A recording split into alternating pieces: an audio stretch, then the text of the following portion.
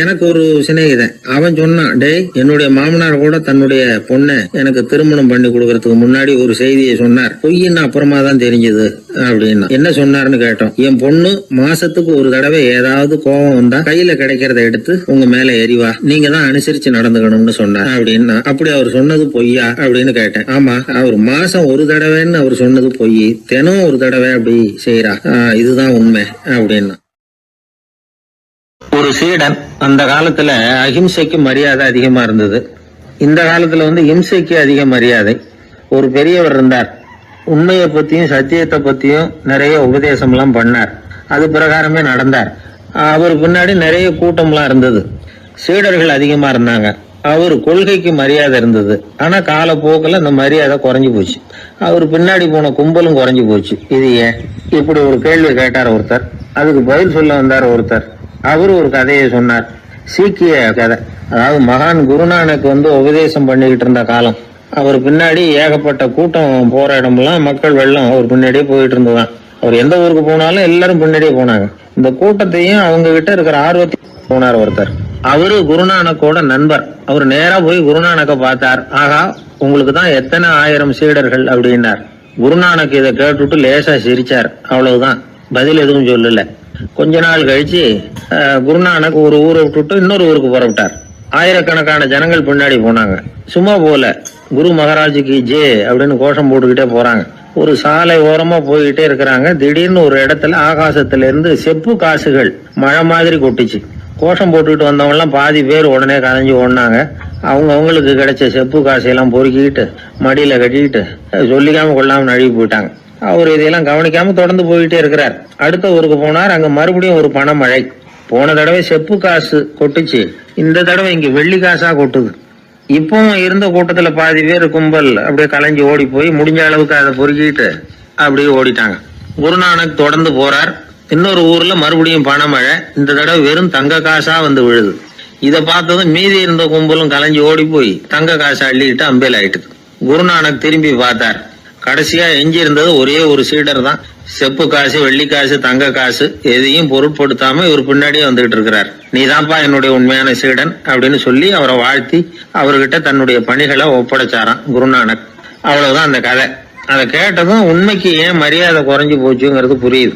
நல்லவங்க பின்னாடி போற கூட்டம் குறையறதுக்கு இதுதான் காரணம். காசு தான் முக்கியம்னு நினைக்கிறவங்க அதிகமாயிட்டாங்க இந்த காலத்துல. காசு முக்கியம்தான், இல்லைன்னு சொல்லல. ஆனா காசு நமக்கு அடிமையா இருக்கணும். வேலைக்கார மாதிரி இருந்து வேண்டியதை வாங்கி கொடுக்கணும். நாம காசுக்கு அடிமையாயிடக்கூடாது. அப்படி ஆகும் பொழுதுதான் விவகாரம் ஆரம்பம். இந்த காலத்து குரு ஒருத்தர், அவருக்கு பின்னாடி ஏகப்பட்ட சீடர்கள் இருந்தாங்க. ஒரு காலத்துல ஒவ்வொரு கட்டத்துல ஒவ்வொருத்தரா நழுவி போயிட்டாங்க. இப்ப மிஞ்சி இருக்கிறது ஒரே ஒரு சீடன் தான்.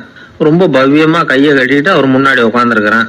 கடைசியில நீ மட்டுமாவது இருக்கியப்பா, அது போதும், நீ தான் எனக்கு உண்மையான சீடன் அப்படின்னாராம் குரு.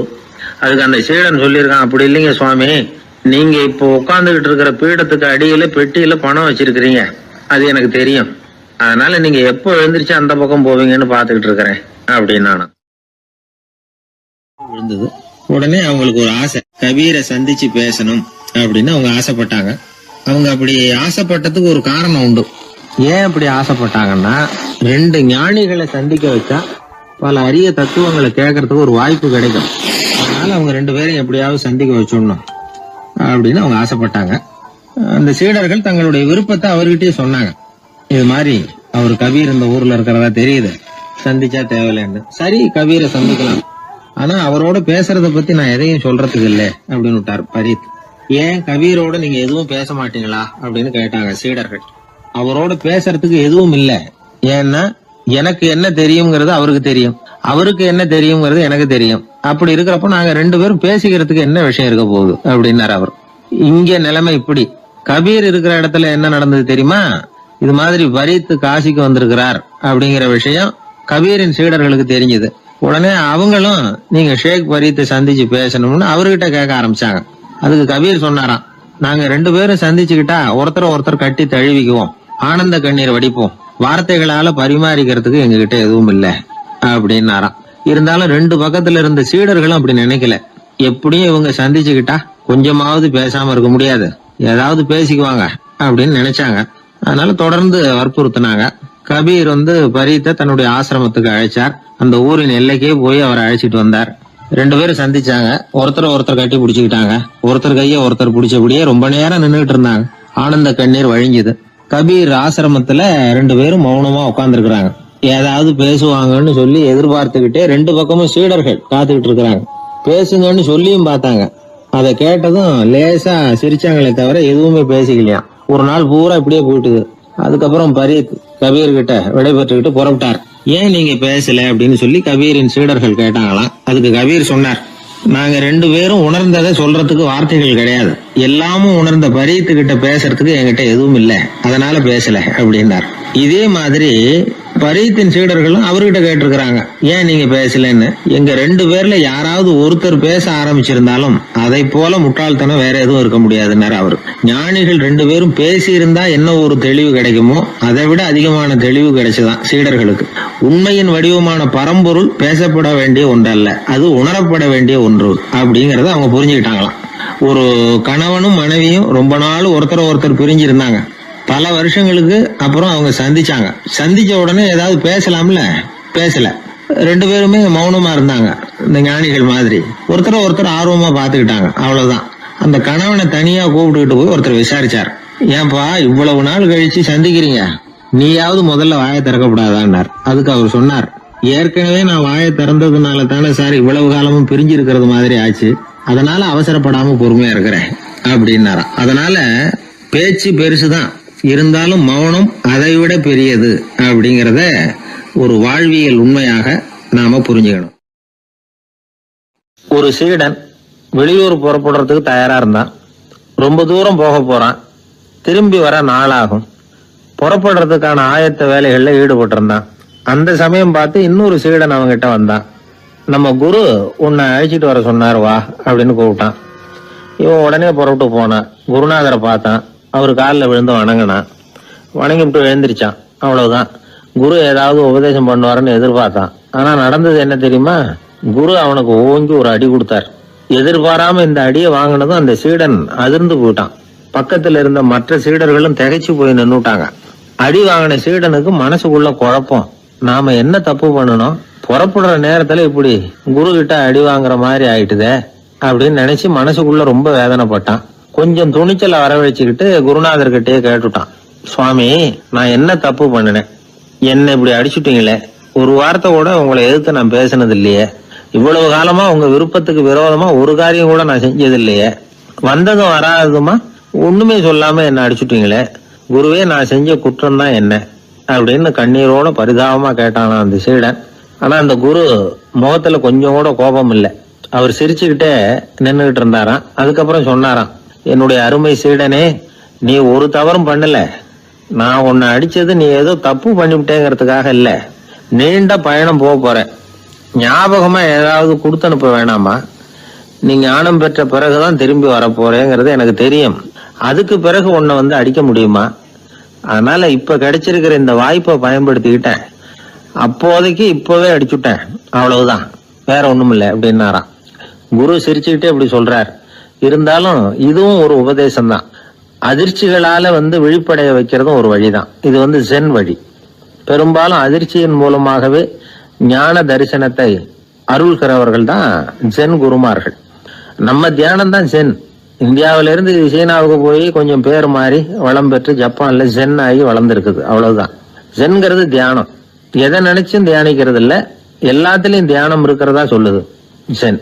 பேசுறது, இருக்கிறது, நடக்கிறது, சாப்பிடுறது, சிரிக்கிறது, தூங்குறது, தொழில் செய்யறது அல்லது சும்மா இருக்கிறது எல்லாமே தியானம் தான்.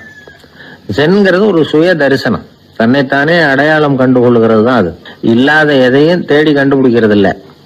சென் மார்க்கத்தை பத்தி ஓஷோ என்ன சொல்றாரு தெரியுமா?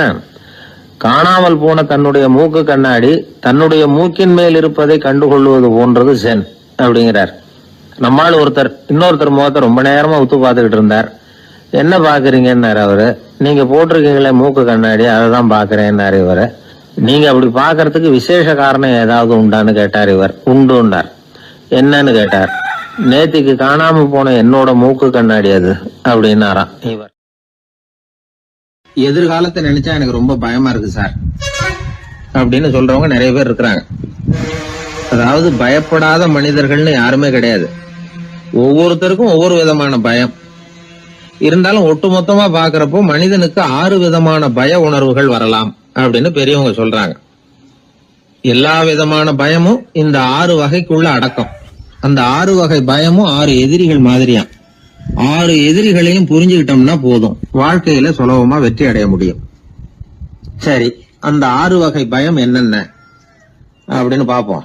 முதல்ல வறுமை பற்றிய பயம், 2வது பழிச்சொல் பற்றிய பயம், 3வது உடல் நலம் பாதிப்பு பற்றிய பயம், 4வது என்னன்னா காதல் தோல்வி, 5வது முதுமை, 6வது மரணம். அதாவது பயப்படுறதுங்கிறது ஒரு மனநிலை தான். இந்த மனநிலையை கட்டுப்படுத்த முடியும், திசை திருப்ப முடியும். சரி, இந்த பயங்களின் அறிகுறிகள் எப்படி இருக்கும்? வறுமை பற்றிய பயம் அப்படின்னு முதல்ல சொன்னோம் இல்லையா, அந்த பயத்தின் அறிகுறிகளை தெரிஞ்சுக்குவோம். எதுலயும் அக்கறை இல்லாம இருக்கிறது, ஒரு குறிக்கோள் இல்லாம இருக்கிறது, வறுமையை சகிச்சுக்கிறது, வாழ்க்கையில கிடைக்கிறது எதுவா இருந்தாலும் ஆட்சேபனை இல்லாமல் ஏத்துக்கிறது, மனசாலும் உடம்பாலும் சோர்ந்து போயிருக்கிறது, ஆர்வம், முனைப்பு, கற்பனை திறன் எதுவுமே இல்லாம இருக்கிறது. இதெல்லாம் தான் அந்த வறுமை பற்றிய பயத்தின் அறிகுறிகள். அடுத்தது ஒண்ணு பார்த்தோமே, பழிச்சொல் பற்றிய பயம். அதாவது அடுத்தவங்க நம்மளை குறை சொல்லி விடுவாங்களோ அப்படிங்கிற பயம். இதுக்கு அறிகுறி என்ன தெரியுமா? புதியவர்களை சந்திக்கிறதுக்கு பயப்படுறது, முடிவு எடுக்க முடியாம குழம்புறது, பிரச்சனைகளை தவிர்க்க விரும்புறது, தாழ்வு மனப்பான்மை, வரவுக்கு மீறி செலவு செஞ்சு இமேஜ உயர்த்திக்கிறது, குறிக்கோள் இல்லாத வாழ்க்கை. இதெல்லாம் தான் அதுக்கு அறிகுறிகள். 3வது பயம் உடல் நலம் பாதிப்பு பற்றிய பயம், அதாவது நோய் பற்றிய பயம். ஒரு உண்மை என்ன தெரியுமா? டாக்டரை சந்திக்கிற மனிதர்கள்ல 75% பேர் தங்களுக்கு நோய் வந்துட்டுதுங்கிற கற்பனையில இருக்கிறவங்களாம். நிஜமாவே நோய் கிடையாது அவங்களுக்கு. இந்த பயத்தின் அறிகுறிகள் என்னன்னா, வியாதிக்கான அறிகுறிகள் தன்னிடம் இருக்கிறதாக நினைச்சுக்கிறது, எந்த நேரமும் வியாதியை பத்தியே பேசி பேசி மனசை அங்கேயே வச்சிருக்கிறது, நோய் சம்பந்தமான செய்திகளை படிச்சு நமக்கு இப்படி ஆயிடுமோ அப்படின்னு வேதனைப்படுறது. இதெல்லாம் தான் அதுக்கு அறிகுறிகள். 4வது பயம் காதல் தோல்வி. இது ரொம்ப வேதனை, உடம்பையும் மனசையும் சீரழிச்சு விடும். ஆண்களை விட பெண்கள் தான் இந்த பய உணர்வுல அதிகமா பாதிக்கப்படுறாங்க. 5வது முதுமை பற்றிய பயம். 6வது மரண பயம், வயசான காலத்துல எப்படி சமாளிக்கிறது அப்படிங்கிற பயம். ஆக இதையெல்லாம் நாம புரிஞ்சுக்க வேண்டியது ரொம்ப அவசியம். இந்த 6 வகை பயங்களை சரியா புரிஞ்சுக்கிட்டு நாம நடந்துக்கணும். வாழ்க்கையின் முன்னேற்றத்துக்கு இந்த பயங்கள் முட்டுக்கட்டே ஆயிடக்கூடாது. உழைச்சி பணம் சேர்க்கணும், உற்சாகமா மனசை வச்சுக்கணும்.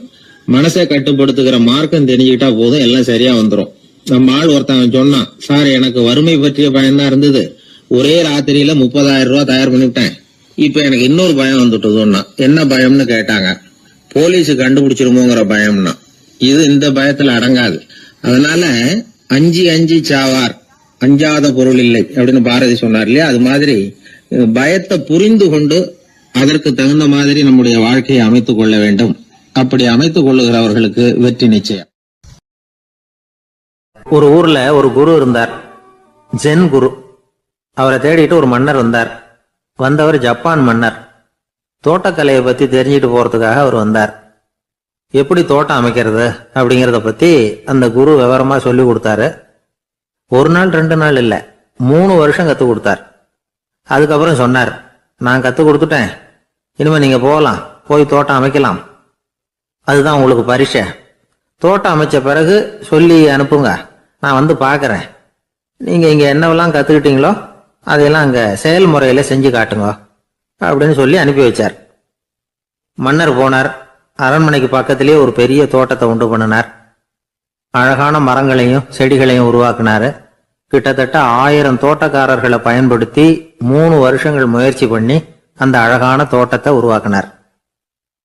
குரு கிட்ட இருந்து செய்தி வந்தது, நாளைக்கு வந்து தோட்டத்தை பாக்குறேன் அப்படின்னு. மன்னர் உடனே சுறுசுறுப்பாயிட்டார்.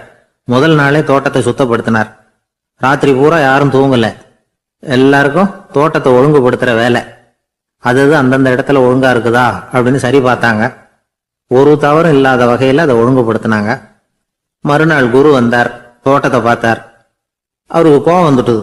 மன்னருக்கு ஆச்சரியம், எப்பவும் சிரிச்சுக்கிட்டே இருக்கிறவர் இப்ப எப்படி இருக்கிறாரே அப்படின்னு. மெதுவா குரு கிட்ட போய், எல்லாம் சரியா தானே இருக்குது அப்படின்னார். எல்லாம் சரிதான், ஆனாலும் எங்கே அந்த பொன்னிற காற்று அப்படின்னார். உதிர்ந்த இலைகள், பொன் மஞ்சள் நிற இலைகள் காற்றில் அப்படி புரண்டு ஓடுவதை நான் பார்க்க முடியவில்லையே அப்படின்னாராம்.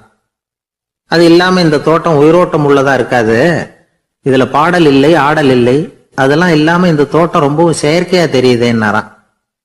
மன்னர் இப்பதான் யோசனை பண்ணார். கீழே கிடந்த காஞ்சி போன இலைகள் மட்டும் இல்ல, மரத்துல இருந்த காஞ்சி போன இலைகளையும் அப்புறப்படுத்தி சுத்தமா வச்சிருக்கிறார். இறப்பும் வாழ்க்கையினுடைய ஒரு பகுதி தான். மரணம்ங்கிறது வாழ்க்கைக்கு எதிரானது அல்ல, அதை நிரப்பும் ஒரு பகுதி தான் அது. மரணம் இல்லையில் வாழ்க்கையே இல்லை அப்படிங்கிறது பெரியவங்க கருத்து. இப்ப அந்த தோட்டம் அழகாதான் இருக்குது, இருந்தாலும் அது ஒரு ஓவியம் மாதிரி உயிர் இல்லாமல் இருக்கு. குரு ஒரு வாளியை கையில எடுத்துக்கிட்டார், தோட்டத்தை விட்டு வெளியில போனார். ஏற்கனவே வீசி எறிந்த அந்த சருகுகளை எல்லாம் அள்ளி கொண்டுட்டு வந்தார். உள்ள எல்லா இடங்கள்லயும் அதை வீசினார். உடனே காத்து அந்த காய்ந்த சருகுகளையும் பழுத்த இலைகளையும் அசைக்க ஆரம்பிச்சுட்டுது. இப்போ அங்க சலசல சத்தம், சங்கீதம், இலைகளின் நடனம், ஓவியம் மாதிரி இருந்த அந்த தோட்டத்துக்கு இப்ப உயிர் வந்துட்டுது. இதுதான் அந்த பொன்னான காற்று அப்படின்னாராம் குரு. மன்னருக்கு புரிஞ்சுது. மிகப்பெரிய ஜென் கேள்வி ஒன்று உண்டு. உம்மான் அப்படிங்கிற ஒரு பெரிய குருவை பார்த்து துறவி ஒருத்தர் கேட்டாராம், இலைகள் எல்லாம் கீழே விழுந்து மரங்கள் மொட்டையாக இருக்கும் பொழுது என்ன நடக்கும்? இதுதான் கேள்வி. இதுக்கு உம்மான் சொன்ன பதில் பொன்னான காற்று, தி கோல்டன் விண்ட் அப்படின்னாராம். இதுக்கு என்ன விளக்கம்னா, உன்னுடைய எண்ணங்கள் எல்லாம் உன்னுடைய மனசிலிருந்து கீழே விழுந்து உனது உள்ளுணர்வானது மொட்டையாக நிற்கும் நிலைதான் அது. உனது வேர்களின் அருகில் காற்று வீசுகிறது. எல்லா எண்ணங்களும் உன்னிலிருந்து வெகு தூரத்துக்கு புரண்டு கொண்டே சென்று விடுகிறது. நீ அவற்றை கடந்து விட்டால் நீ அவைகளுக்கெல்லாம் மேலெழுந்து கீழே பார்ப்பவனைப் போல நிற்க ஆரம்பித்து விடுவாய். அதுதான் தியானம் என்பது அப்படின்னு சொல்றாங்க. தியானம்ங்கிறது எண்ணத்துக்கு எதிரானது இல்ல, தியானம்ங்கிறது எண்ணங்களை கடந்து செல்வதுதான். அதுக்கப்புறம் நாம பொன்னிற காற்றுல ஆட ஆரம்பிச்சிருவோம். இதுதான் பெரியவர்கள் சொல்றது. என்கிட்ட ஒருத்தர் தோட்டம் அமைக்கணும்னு யோசனை கேட்டு வந்தார். எல்லாம் சொல்லி கொடுத்தேன். செடிகள்லாம் செழிப்பா வளரணும்னா வேறு காயாம பாத்துக்குங்க, தினமும் தண்ணி விடுங்க அப்படின்னு சொல்லி அனுப்பி வச்சேன். ஒரு மாசம் கழிச்சு ஒரு தோட்டத்தை பாக்குறதுக்காக போனேன். போய் பார்த்தா எல்லா செடியும் வாடி கிடக்குது. என்னங்க இப்படி பண்ணிவிட்டீங்கன்னு. நீங்க சொன்னபடிதான் செஞ்சேன்னார். என்ன செஞ்சீங்கன்னு கேட்டேன். வேறு காயாம பார்த்து சொன்னீங்க, தினமும் ஒரு தடவை எல்லா செடியையும் ஒவ்வொன்னா புடுங்கி பார்த்து வேறு காயாம இருக்கா அப்படின்னு பார்த்துட்டு அதுக்கப்புறம் தண்ணி பாய்ச்சனே, அவ்வளவுதான் அப்படின்னார். நம்மள மாதிரி ஒரு ஆசாமி அவன் நம்மள மாதிரியே கற்பனை பண்ணான். அதாவது நாம தான் இந்த உலகத்துல ரொம்பவும் கஷ்டப்படுறோம், மத்தவங்க எல்லாம் சந்தோஷமா இருக்கிறாங்க அப்படின்னு அவன் நினைச்சுக்கிட்டான். அவன் ஒரு நாள் கடவுளை வேண்டிக்கிட்டானா, சுவாமி இந்த உலகத்துல எவ்வளவோ பேர் இருக்கிறாங்க, ஒவ்வொருத்தருக்கும் ஒவ்வொரு விதமான கஷ்டம் இருக்கலாம், ஒத்துக்கிறேன். இருந்தாலும் எனக்கு அது கொஞ்சம் அதிகமா இருக்கிறது மாதிரி தெரியுது. அதனால நீங்க எனக்காக ஒரு சின்ன உதவி செஞ்சா போதும். அது வேற ஒண்ணும் இல்ல, என்கிட்ட இருக்கிற துயரங்களை இன்னொருத்தர் யாருகிட்டயாவது கொடுத்துருங்க, அவர்கிட்ட இருக்கிற துயரங்களை என்கிட்ட மாத்தி கொடுத்துருங்க. ஒரு மியூச்சுவல் டிரான்ஸ்பர், அவ்வளவுதான். அப்படி பண்ணிவிட்டா போதும் அப்படின்னு வேண்டிக்கிட்டானா. அன்னைக்கு ராத்திரியே அவன் ஒரு கனவு கண்டிருக்கான். வானத்திலிருந்து ஒரு குரல் கேட்டிருக்கு. அது என்ன சொல்லிச்சு தெரியுமா? ஏ ஜனங்களே, எல்லாரும் அவங்கவுங்க கஷ்டங்களை ஒரு பையில போட்டு எடுத்துக்குங்க. அப்படி எடுத்துக்கிட்டு நேரா இந்த ஊர் எல்லையில இருக்கிற கோயிலுக்கு சேருங்க அப்படின்னு அந்த குரல். ஆஹா, கடவுள் நம்ம பிரார்த்தனைக்கு செவி சாய்ச்சுட்டார் அப்படின்னு சந்தோஷப்பட்டான் இவன்.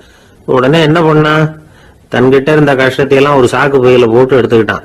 வீட்டை விட்டு வெளியில வந்தான். தெருவுல இறங்கி நடக்கிறான். அங்க பார்த்தா ஏகப்பட்ட பேர் ஆளுக்கு ஒரு பைய தூக்கிக்கிட்டு கோயிலுக்கு போயிட்டு இருக்கிறாங்க. சில பேர் மூட்டையா கட்டி தலையில சுமந்துக்கிட்டு போயிட்டு இருக்கிறாங்க. இவன் பார்த்தான். இவனுக்கு ரொம்ப ஆச்சரியமா இருந்தது. ஏன்னா எல்லாரும் வச்சிருக்கிற பைய இவன் பைய விட பெருசா இருந்தது. இவன் பை தான் இருக்கிறதுலயே கொஞ்சம் சின்னதா தெரிஞ்சது. இப்ப அவன் மறுபடியும் சாமியை வேண்டிக்கிட்டான். கடவுளே, இப்ப உள்ள சூழ்நிலையை கவனிச்சா என்கிட்ட இருக்கிற பைய பரவாயில்லன்னு தோணுது. அதனால வேற பை எதையும் மாத்த வேணாம், இதுவே பரவாயில்ல, இந்த பையோட திரும்பி வீட்டுக்கு போனா போதும்னு நினைக்கிறேன் அப்படின்னு ஏதோ நினைக்க ஆரம்பிச்சுட்டான். எல்லாரும் கோயிலுக்கு போய் சேர்ந்தாங்க. கோயில்ல அந்த குரல் மறுபடியும் கேட்டுது. எல்லாரும் அவங்கவுங்க பைகளை சோகத்துல தொங்க விடுங்க. திடீர்னு விளக்குகள் அணையும், மணி அடிக்கப்படும், அதுதான் அடையாளம். அந்த சமயத்துல இருட்டுல உங்களுக்கு வேண்டிய பைய நீங்க மாத்தி எடுத்துக்கலாம், தேர்ந்தெடுத்துக்கலாம். வெளிச்சம் இருக்கிறப்பவே உங்களுக்கு பிடிச்ச பைக்கு பக்கமா பார்த்து நீங்க நின்னுக்கலாம் அப்படின்னு சொல்லி விவரம் சொல்லிச்சான் அந்த குரல்.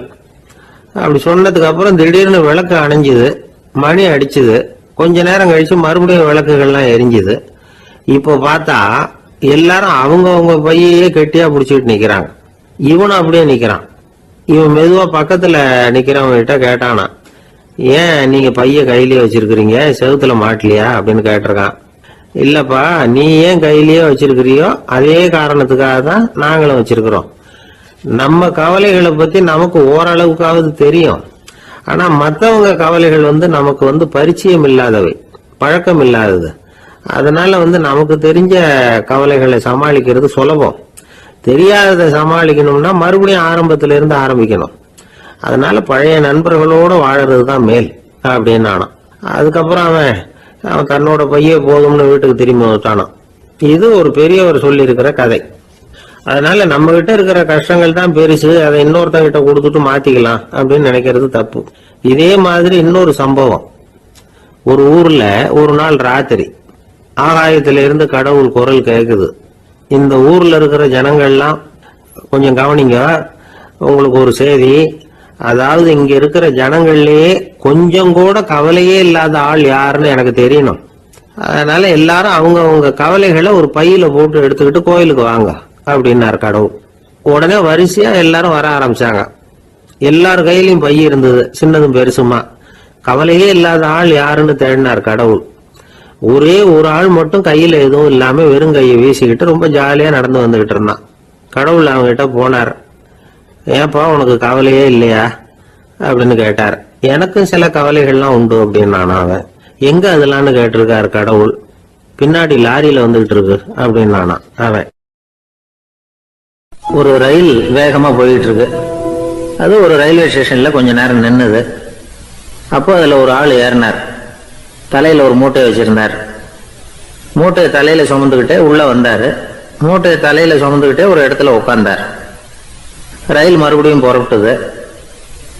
இவர் தன் தலையில இருந்த மூட்டையை கீழே இறக்கி வைக்கணும்ல, வைக்கல, சுமந்துகிட்டே வர்றார். எதிரில் உட்கார்ந்துருந்தவர் கேட்டார், ஏங்க ஏன் இப்படியே உட்கார்ந்துருக்கிறீங்க தலையில மூட்டையை வச்சுக்கிட்டு, மூட்டையை கீழே இறக்கி வைக்கலாமே அப்படின்னார். வேணாங்க, பாவம், தலையில இருக்கிற மூட்டையை இறக்கி ரயில்ல வச்சா ரயிலுக்கு பாரம் அதிகமா இருக்கும் அப்படின்னாரு அவரு. இப்படி ஒரு ஆளை பார்த்தா நமக்கு சிரிப்பு தான் வரும். ஏன்னா ரயிலுங்கிறது அந்த மூட்டையையும் சேர்த்து சுமந்துக்கிட்டு தான் போகுது. அவன் அந்த மூட்டையை தலையில வச்சிருந்தாலும் ஒண்ணுதான், தரையில வச்சிருந்தாலும் ஒண்ணுதான். அதனால ரயிலுக்கு எந்த மாற்றமும் ஏற்பட போறதில்லை. அதே மாதிரி தான் நம்ம மனமும். இதுவும் ஒரு தேவையில்லாத சுமை, அனாவசியமா சுமந்துக்கிட்டு இருக்கிறோம். இத கீழே இறக்கி வச்சுட்டா வாழ்க்கை பிரயாணம் சுகமா இருக்கும். ரயில் பிரயாணம் பண்ற அந்த ஆள் மூட்டையை சுமக்கிறான், வாழ்க்கை பிரயாணம் பண்ற நாம மனசை சுமக்கிறோம்.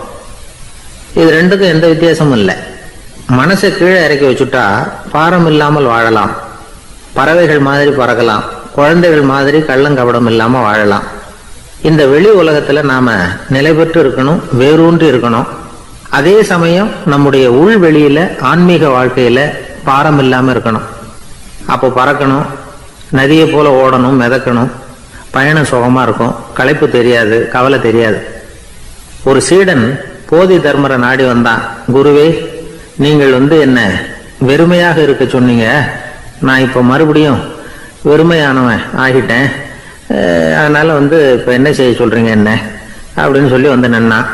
உடனே அந்த குரு பக்கத்துல இருந்த ஒரு குச்சியை எடுத்து அவன் தலையில அடிச்சு, போய் அந்த வெற்றுத்தன்மையையும் வீசி எறிந்து விட்டு வா அப்படின்னார். நான் இப்போ காலியா இருக்கிறேன்னு ஒருத்தன் சொல்றான்னு வச்சுங்க, அது உண்மை இல்லை. ஏன்னா இன்னமும் அதுல நான்கிற எண்ணம் இருக்குது. எந்த சிந்தனையும் இல்லாம இருக்கிறது கடினம்தான். ஆனாலும் மனிதன் அதுல உள்ள நுட்பத்தை புரிஞ்சுக்கிட்டான்னா இவ்வளவு தூரம் தூக்கி சுமந்துக்கிட்டு வந்த அந்த மனதின் முட்டாள்தனத்தை அவனே பார்த்துட்டு சிரிப்பான். இதுதான் பெரியவங்க சொல்லியிருக்கிற ஆலோசனை. நம்மால் ஒருத்தன் தலையில ஒரு பெரிய மூங்கில் கூடையோட ரயில்ல உட்கார்ந்தான். கூடை தலையில இருந்தது, கீழே இறக்கி வைக்கல. எதிரில் இருந்தவர் கேட்டார், ஏங்க எதுக்காக அதை அனாவசியமா சுமந்துகிட்டே இருக்கீங்க, கீழே இறக்கி வைங்களேன்னார். இல்லைங்க, நான் வீட்டை விட்டு புறப்படும் போதே என் பையன் சொல்லிவிட்டான் கூடைய தலையை விட்டு இறக்கப்படாதுன்னு அப்படின்னார். அவன் சின்ன பையன், விவரம் இல்லாம சொல்லியிருப்பான். இப்ப என்ன நேரில் வந்தா பாத்துக்கிட்டு இருக்கிறான், நீங்க இறக்கி வைங்கன்னார் அவர். அவன் நேரில் பார்த்துக்கிட்டு இல்ல, இருந்தாலும் நான் இந்த கூடையை கீழே இறக்கி வச்சா அது அவனுக்கு தெரிஞ்சிரும் அப்படின்னாரு இவர். அது எப்படின்னாரு அவர். அவன் தனக்கு டிக்கெட் வாங்க வேணாம்னு சொல்லி இப்ப இந்த கூடைக்குள்ளதான் உட்கார்ந்துருக்கிறான் அப்படின்னார் இவர். ஒரு ஊர்ல ஒரு இளைஞன் இருந்தான். ஒரு நாள் அவன் ஒரு குருவை தேடிட்டு புறப்பட்டான். ஊரை விட்டு வெளியில போனான். போகிற வழியில ஒரு காடு. அந்த காட்டுல ஒரு மரத்தடியில ஒரு பெரியவர் உட்கார்ந்துருக்கிறார். அமைதியா மௌனமா அவர் அமர்ந்திருக்கிறார். இந்த பெரியவரை விசாரிக்கலாம், குருவை தேடி கண்டுபிடிக்கிறதுக்கு இவர் ஏதாவது ஒரு வழி சொல்லி கொடுப்பார் அப்படின்னு நினைச்சுக்கிட்டு அவர் நெருங்கினான். ஐயா, எனக்கு ஒரு குரு தேவை, எங்க கிடைப்பார், அவரை எப்படி அடையாளம் கண்டுபிடிக்கிறது, அதை பத்தி ஏதாவது விவரம் சொன்னீங்கன்னா நான் கண்டுபிடிச்சுக்குவேன் அப்படின்றான். பெரியவர் நிமிர்ந்து பார்த்தார். தம்பி, அது ரொம்ப சுலபம். அவர் வயசானவரா இருப்பார், என்னை விட சுமார் 30 வயசு அதிகமா இருக்கும். அவர் ஒரு மரத்தடியில் தான் உட்காந்துருப்பார் அப்படின்ட்டுருக்கான். சரிங்க பெரியவரே, அது என்ன மாதிரியான மரம், எப்படி இருக்கும் அப்படின்னு கேட்டிருக்கான். பெரியவர் அந்த விவரங்களையும் சொல்லியிருக்கிறாரு. அது மட்டும் இல்லை, சந்திக்கிற நாள், நேரம், வினாடி முதற்கொண்டு எல்லா விவரங்களையும் துல்லியமாக சொன்னாராம். இவ்வளவு விவரங்களை இவரால் எப்படி சொல்ல முடியுது அப்படின்னு இவனுக்கு ஆச்சரியம். இருந்தாலும் அந்த பெரியவர் கடைசியாக ஒரு விவரம் சொன்னார். அது என்ன தெரியுமா, எப்படியும் நீ அவரை சந்திக்கிறதுக்கு ஒரு 30 வருஷம் ஆகும் அப்படின்னு சொல்லிவிட்டாராம். ரொம்ப நன்றிங்க பெரியவரே அப்படின்னு சொல்லிவிட்டு அந்த இளைஞன் புறப்பட்டுருக்கான். இப்போ அவனுக்கு குரு பத்தின விவரம் எல்லாம் கிடைச்சிட்டுது, சந்திக்கிற நேரமும் தெரிஞ்சுட்டுது. ஆனா 30 வருஷம் அவரை தேடி அலைய வேண்டியிருக்குமே. அவன் தேட ஆரம்பிச்சான். காடு மலை எல்லாம் சுத்தி அலைஞ்சான். பல வருஷங்கள் தேடினான். அழுத்து போயிட்டான். கடைசியில அவனுக்கும் வயசாயிட்டுது. கடைசியில தன்னுடைய சொந்த ஊருக்கே திரும்பி போயிட்டு இருந்தான். அங்க ஒரு மரத்தடியில அவன் தேடிட்டு இருந்த குருநாதர் கிடைச்சார். யார் அவருன்னா, 30 வருஷத்துக்கு முன்னாடி வழி சொல்லி கொடுத்தாருல அதே பெரியவர். அவருக்கு இப்போ 30 வயசு அதிகமாக இருந்தது. அதே மரம். அன்னைக்கு பெரியவர் சொன்ன அடையாளம் இப்போ பொருத்தமா இருந்தது. இப்போ அந்த பெரியவர் சொன்னார், சரியா வந்து சேர்ந்துட்ட, வா, உனக்காக தான் நான் இவ்வளவு காலமும் காத்துக்கிட்டு இருந்தேன் அப்படின்னாராம். என்ன சொல்றீங்கன்னு இருக்கான். 30 வருஷத்துக்கு முன்னாடி என்கிட்ட வந்தியே, அப்பவே என் காலம் வந்து முடிஞ்சு போயிருந்தது. அப்பவே என்ன உனக்கு அடையாளம் தெரியல, அதனால இவ்வளவு காலம் உனக்காக காத்துட்டு இருக்கும்படி ஆயிட்டுது அப்படின்னாராம். ஐயா, அப்பவே நீங்க சொல்லியிருக்கலாமே, இதுதான் 30 வருஷம் கழிச்சு நீ சந்திக்க போற இடம், நான் தான் உன்னுடைய குரு அப்படின்னு சொல்லியிருக்கலாமே அப்படின்றான். அந்த பெரியவர் சிரிச்சுக்கிட்டே இதுக்கு பதில் சொன்னாராம். நான் எவ்வளவோ விவரமா தான் சொன்னேன், நீ சரியா புரிஞ்சுக்கல. காரணம், அப்போ நீ போதுமான அளவுக்கு பக்குவம் பெற்றிருக்கவில்லை, அதனால புரியும் சக்தி இல்லாம போயிட்டுதப்போ 30 ஆண்டு காலம் நீ அலைஞ்சு தெரிஞ்சிருக்கிற. அது காரணமா இப்போ உனக்கு அந்த பக்குவம் வந்துட்டுது. அதனாலதான் அடையாளம் காண முடிஞ்சது, நானே உன்னுடைய குரு அப்படின்னாராம். இதுல இருந்து என்ன தெரியுதுன்னா, ஆன்மீகத்துல மாணவனாக சேர்றதுக்கு கூட ஒரு பக்குவத்தன்மை தேவைப்படுது. ஒரு பெரிய ஞானி, அவர்கிட்ட சீடனா இருக்க ஒருத்தன் வந்தான். எதிரில் நின்னா. ஞானி அவனை வெகு நேரம் உற்று பார்த்தார். அப்புறம் சொன்னார், சீடனா இருக்கிறது ரொம்ப சிரமம்னார். நான் தயாரா இருக்கிறேன்னா. அது இன்னமும் சிரமமாச்சே, இங்கே வந்து குருவா இருக்கிறது மட்டுமே சுலபம் அப்படின்னாராம். அப்படின்னா நான் குருவாவே ஆயிடுறேன் அப்படின்னானா. இது போலவே இந்த காலத்துல கதை ஒண்ணு உண்டு. ஒரு பள்ளிக்கூடத்துல வகுப்பு ஆசிரியர் மாணவனை திட்டிக்கிட்டு இருந்தார். டேய், நீ 100க்கு 10 மார்க் தான் வாங்கிட்டு இருக்க, இவ்வளவு மோசமா நீ படிச்சா கடைசியில மாடு மேய்க்கிறது கூட லாய்க்கு இல்லாதவனா ஆயிடுவேன், அதுக்கப்புறம் என்ன செய்ய போற அப்படின்னாராம். பையன் தலையை சொரிஞ்சுக்கிட்டே சொன்னானா, சார் அப்படின்னா ஒண்ணு செய்யறேன் அப்படின்னானா. இவர் கேட்டிருக்கார், என்ன செய்ய போறேன்னு. வேற என்ன சார், உங்களை மாதிரி ஒரு ஆசிரியர் ஆயிடுறேன் அப்படின்னு. துருக்மேனியாவில் அஷ்காபாத் அப்படின்னு ஒரு நகரத்துல ஒரு புவியியல் விஞ்ஞானி இருந்தார். அவரு ஒரு நாய்க்குட்டி வளர்த்தார். ஒரு நாள் முன்னிரவு நேரம் ஒரு மேஜைக்கு முன்னாடி உட்கார்ந்து அந்த விஞ்ஞானி ஏதோ கணக்கு போட்டுக்கிட்டு இருக்கிறார். அவருக்கு ஒரு சின்ன பெண் குழந்தை, அது தொட்டில தூங்கிட்டு இருக்குது. அந்த நாய்க்குட்டியும் ஒரு மூலையில படுத்து அது பாட்டுக்கு தூங்கிட்டு இருந்தது. ஒரே அமைதி. அந்த நேரத்துல திடீர்னு அந்த நாய்க்குட்டி துள்ளி எழுந்திருச்சது. நேரா குழந்தைகிட்ட ஓடிச்சு. அந்த குழந்தைய அது போட்டிருந்த ட்ரெஸ்ஸோட சேர்த்து கவ்வி தூக்குச்சு. தூக்கிக்கிட்டு வாசல் பக்கம் ஓடிச்சு. நாய்க்குட்டி குழந்தைய கவ்வி தூக்க முடியுமாங்கிற சந்தேகம் உங்களுக்கு இல்லையா? நீங்க வந்து நம்ம ஊர் நாய்க்குட்டியவே பார்த்து பழக்கப்பட்டிருக்கீங்க, அதனால நம்புறதுக்கு சிரமமா இருக்கும். அந்த ஊர்ல எல்லாம் அது வந்து ரொம்ப ஸ்ட்ராங்கா இருக்கும், ஒரு ஏதோ கண்ணுக்குட்டி மாதிரி இருக்கும். விஞ்ஞானி அதை பார்த்துட்டார். உடனே அந்த நாய்க்கு வந்து வெறி பிடிச்சிட்டுதுன்னு முடிவு பண்ணிட்டு தன்னோட கை துப்பாக்கியை எடுத்துக்கிட்டு ஓடி வந்தார். அவர் வெளியில வந்து நாய்க்குட்டி எங்க அப்படின்னு பார்த்து தேடுறார். அந்த நேரத்துல அந்த வீடு வந்து இடிஞ்சு விழுது. காரணம், பூமி அதிர்ச்சி. இப்படி பூமி அதிர்ச்சி உண்டாக போகுதுங்கிறது அந்த நாய்க்குட்டிக்கு முன்னாடியே தெரிஞ்சு போச்சு. அதுதான் குழந்தைய தூக்கிட்டு வெளியில ஓடி வந்திருக்குது. அது மூலமா அந்த குடும்பத்தையே காப்பாத்தி இருக்குது அந்த நாய்க்குட்டி. இந்த சம்பவம் நடக்கிறதுக்கு 3 நாளைக்கு முன்னாடியே சில பிராணிகளுக்கு இப்படி நடக்க போகுதுங்கிறது தெரிஞ்சிருக்குதான். ஆமா, அந்த நகரத்துல 3 நாளைக்கு முன்னாடியே பாம்பு, பல்லி இதெல்லாம் அது தங்கியிருந்த வலையை விட்டு வெளியில ஓடி வந்துட்டுது. அதே மாதிரி அங்கிருந்த புறாவெல்லாம் பறந்து போயிடுச்சான். இதே மாதிரி யுகோஸ்லோவியாவில் கூட ஒரு நகரம், அங்க ஒரு நாள் ராத்திரி ஒரு மிருக காட்சி சாலையில திடீர்னு ஒரு பெரிய கலவரம், கூச்சல், குழப்பம். அங்க இருந்த கழுதை, புலி, யானை, பறவை எல்லாம் கண்ணாபின்னான்னு கத்த ஆரம்பிச்சுட்டுது. நீர் யானை அதுக்குன்னு போட்டிருந்த தடுப்பையே தாண்டி குதிச்சு வெளியில வந்துட்டுதான். மறுநாள் தான் எல்லாருக்கும் விஷயம் புரிஞ்சுது. அடுத்த நாள் காலையில அங்க பூமி அதிர்ச்சி உண்டாயிட்டுது. இப்ப பாருங்க, அதாவது மனுஷனை போய் தீர்க்க தரிசி அது இதுன்னு சொல்லிட்டு இருக்கிறோம். இவனை விட அது பரவாயில்லைன்னு தோணுது. அதாவது மிருகங்கள் ஒண்ணு நடக்க போகுதுங்கிறத முன்னாடியே புரிஞ்சுக்குதே. சரி, இதெல்லாம் எப்படி அது முன்கூட்டி புரிஞ்சுக்குது? அதுதான் படைப்பு ரகசியம். அதை கண்டுபிடிக்கிறதுக்கு தான் மனுஷன் வந்து ஆராய்ச்சி பண்ணிட்டு இருக்கிறான். விஞ்ஞானிகளோட ஆராய்ச்சியெல்லாம் ஒரு பக்கம் இருக்கட்டும், வீட்டுக்குள்ளேயே சில ஆராய்ச்சி பண்ணி பாருங்களேன். இப்ப சில யோசனை சொல்லி அதை சோதனை பண்ணி பாருங்க அப்படின்னு ஒருத்தர் சொன்னாராம். அதாவது இப்ப மழை வருமா வராதா அப்படின்னு தெரிஞ்சுக்கணுமா, உடனே ஒரு பூனைக்குட்டி பின்னாடியே மெதுவா போய் அது என்ன செய்யுதுன்னு கவனிச்சு பார்க்கணும். பூனைக்குட்டி தன்னோட பாதத்தினால சுகத்துல வந்து அப்படி கீறிக்கிட்டு இருக்கும். அப்படி கீறினா கண்டிப்பா மழை வரும். சில சமயம் பூனைக்குட்டி அப்படி மல்லாந்து படுத்துக்கிட்டு பாதத்தை உயர தூக்கும், அப்படியும் அப்படியும் புரளும். இப்படி செஞ்சதுன்னா அன்னைக்கும் மழை இருக்காது. அதனால முன்னாடி இருந்தது மழை வர்றதுக்கு அறிகுறி, இது மழை இல்லைங்கிறதுக்கு அறிகுறி. பறவைகள், பிராணிகள் இதுகளோட நடவடிக்கைகளை பார்த்துட்டு அதையெல்லாம் அடிப்படையா வச்சுதான் காலநிலையை கண்டுபிடிக்கிற கருவிகளை கண்டுபிடிச்சிருக்கிறாங்க. வாத்து இருக்குல்ல, சில சமயம் தன்னோட அழகை தன்னோட இறகுகள்ல அப்படியே புதைச்சிக்கும். அப்படி செஞ்சா குளிர்காலம் வரப்போகுதுன்னு அர்த்தம். பருவநிலை குளிரா மாறப்போகுதுங்கிறதுக்கு இதுதான் அறிகுறி. சிட்டுக்குருவி இருக்குதுல்ல, அதெல்லாம் புழுதியில உழுந்து புரளும், சிறகுகளை வந்து படபடன்னு அடிச்சுக்கும். அப்படி செஞ்சா மழை வரப்போகுதுன்னு அர்த்தம்.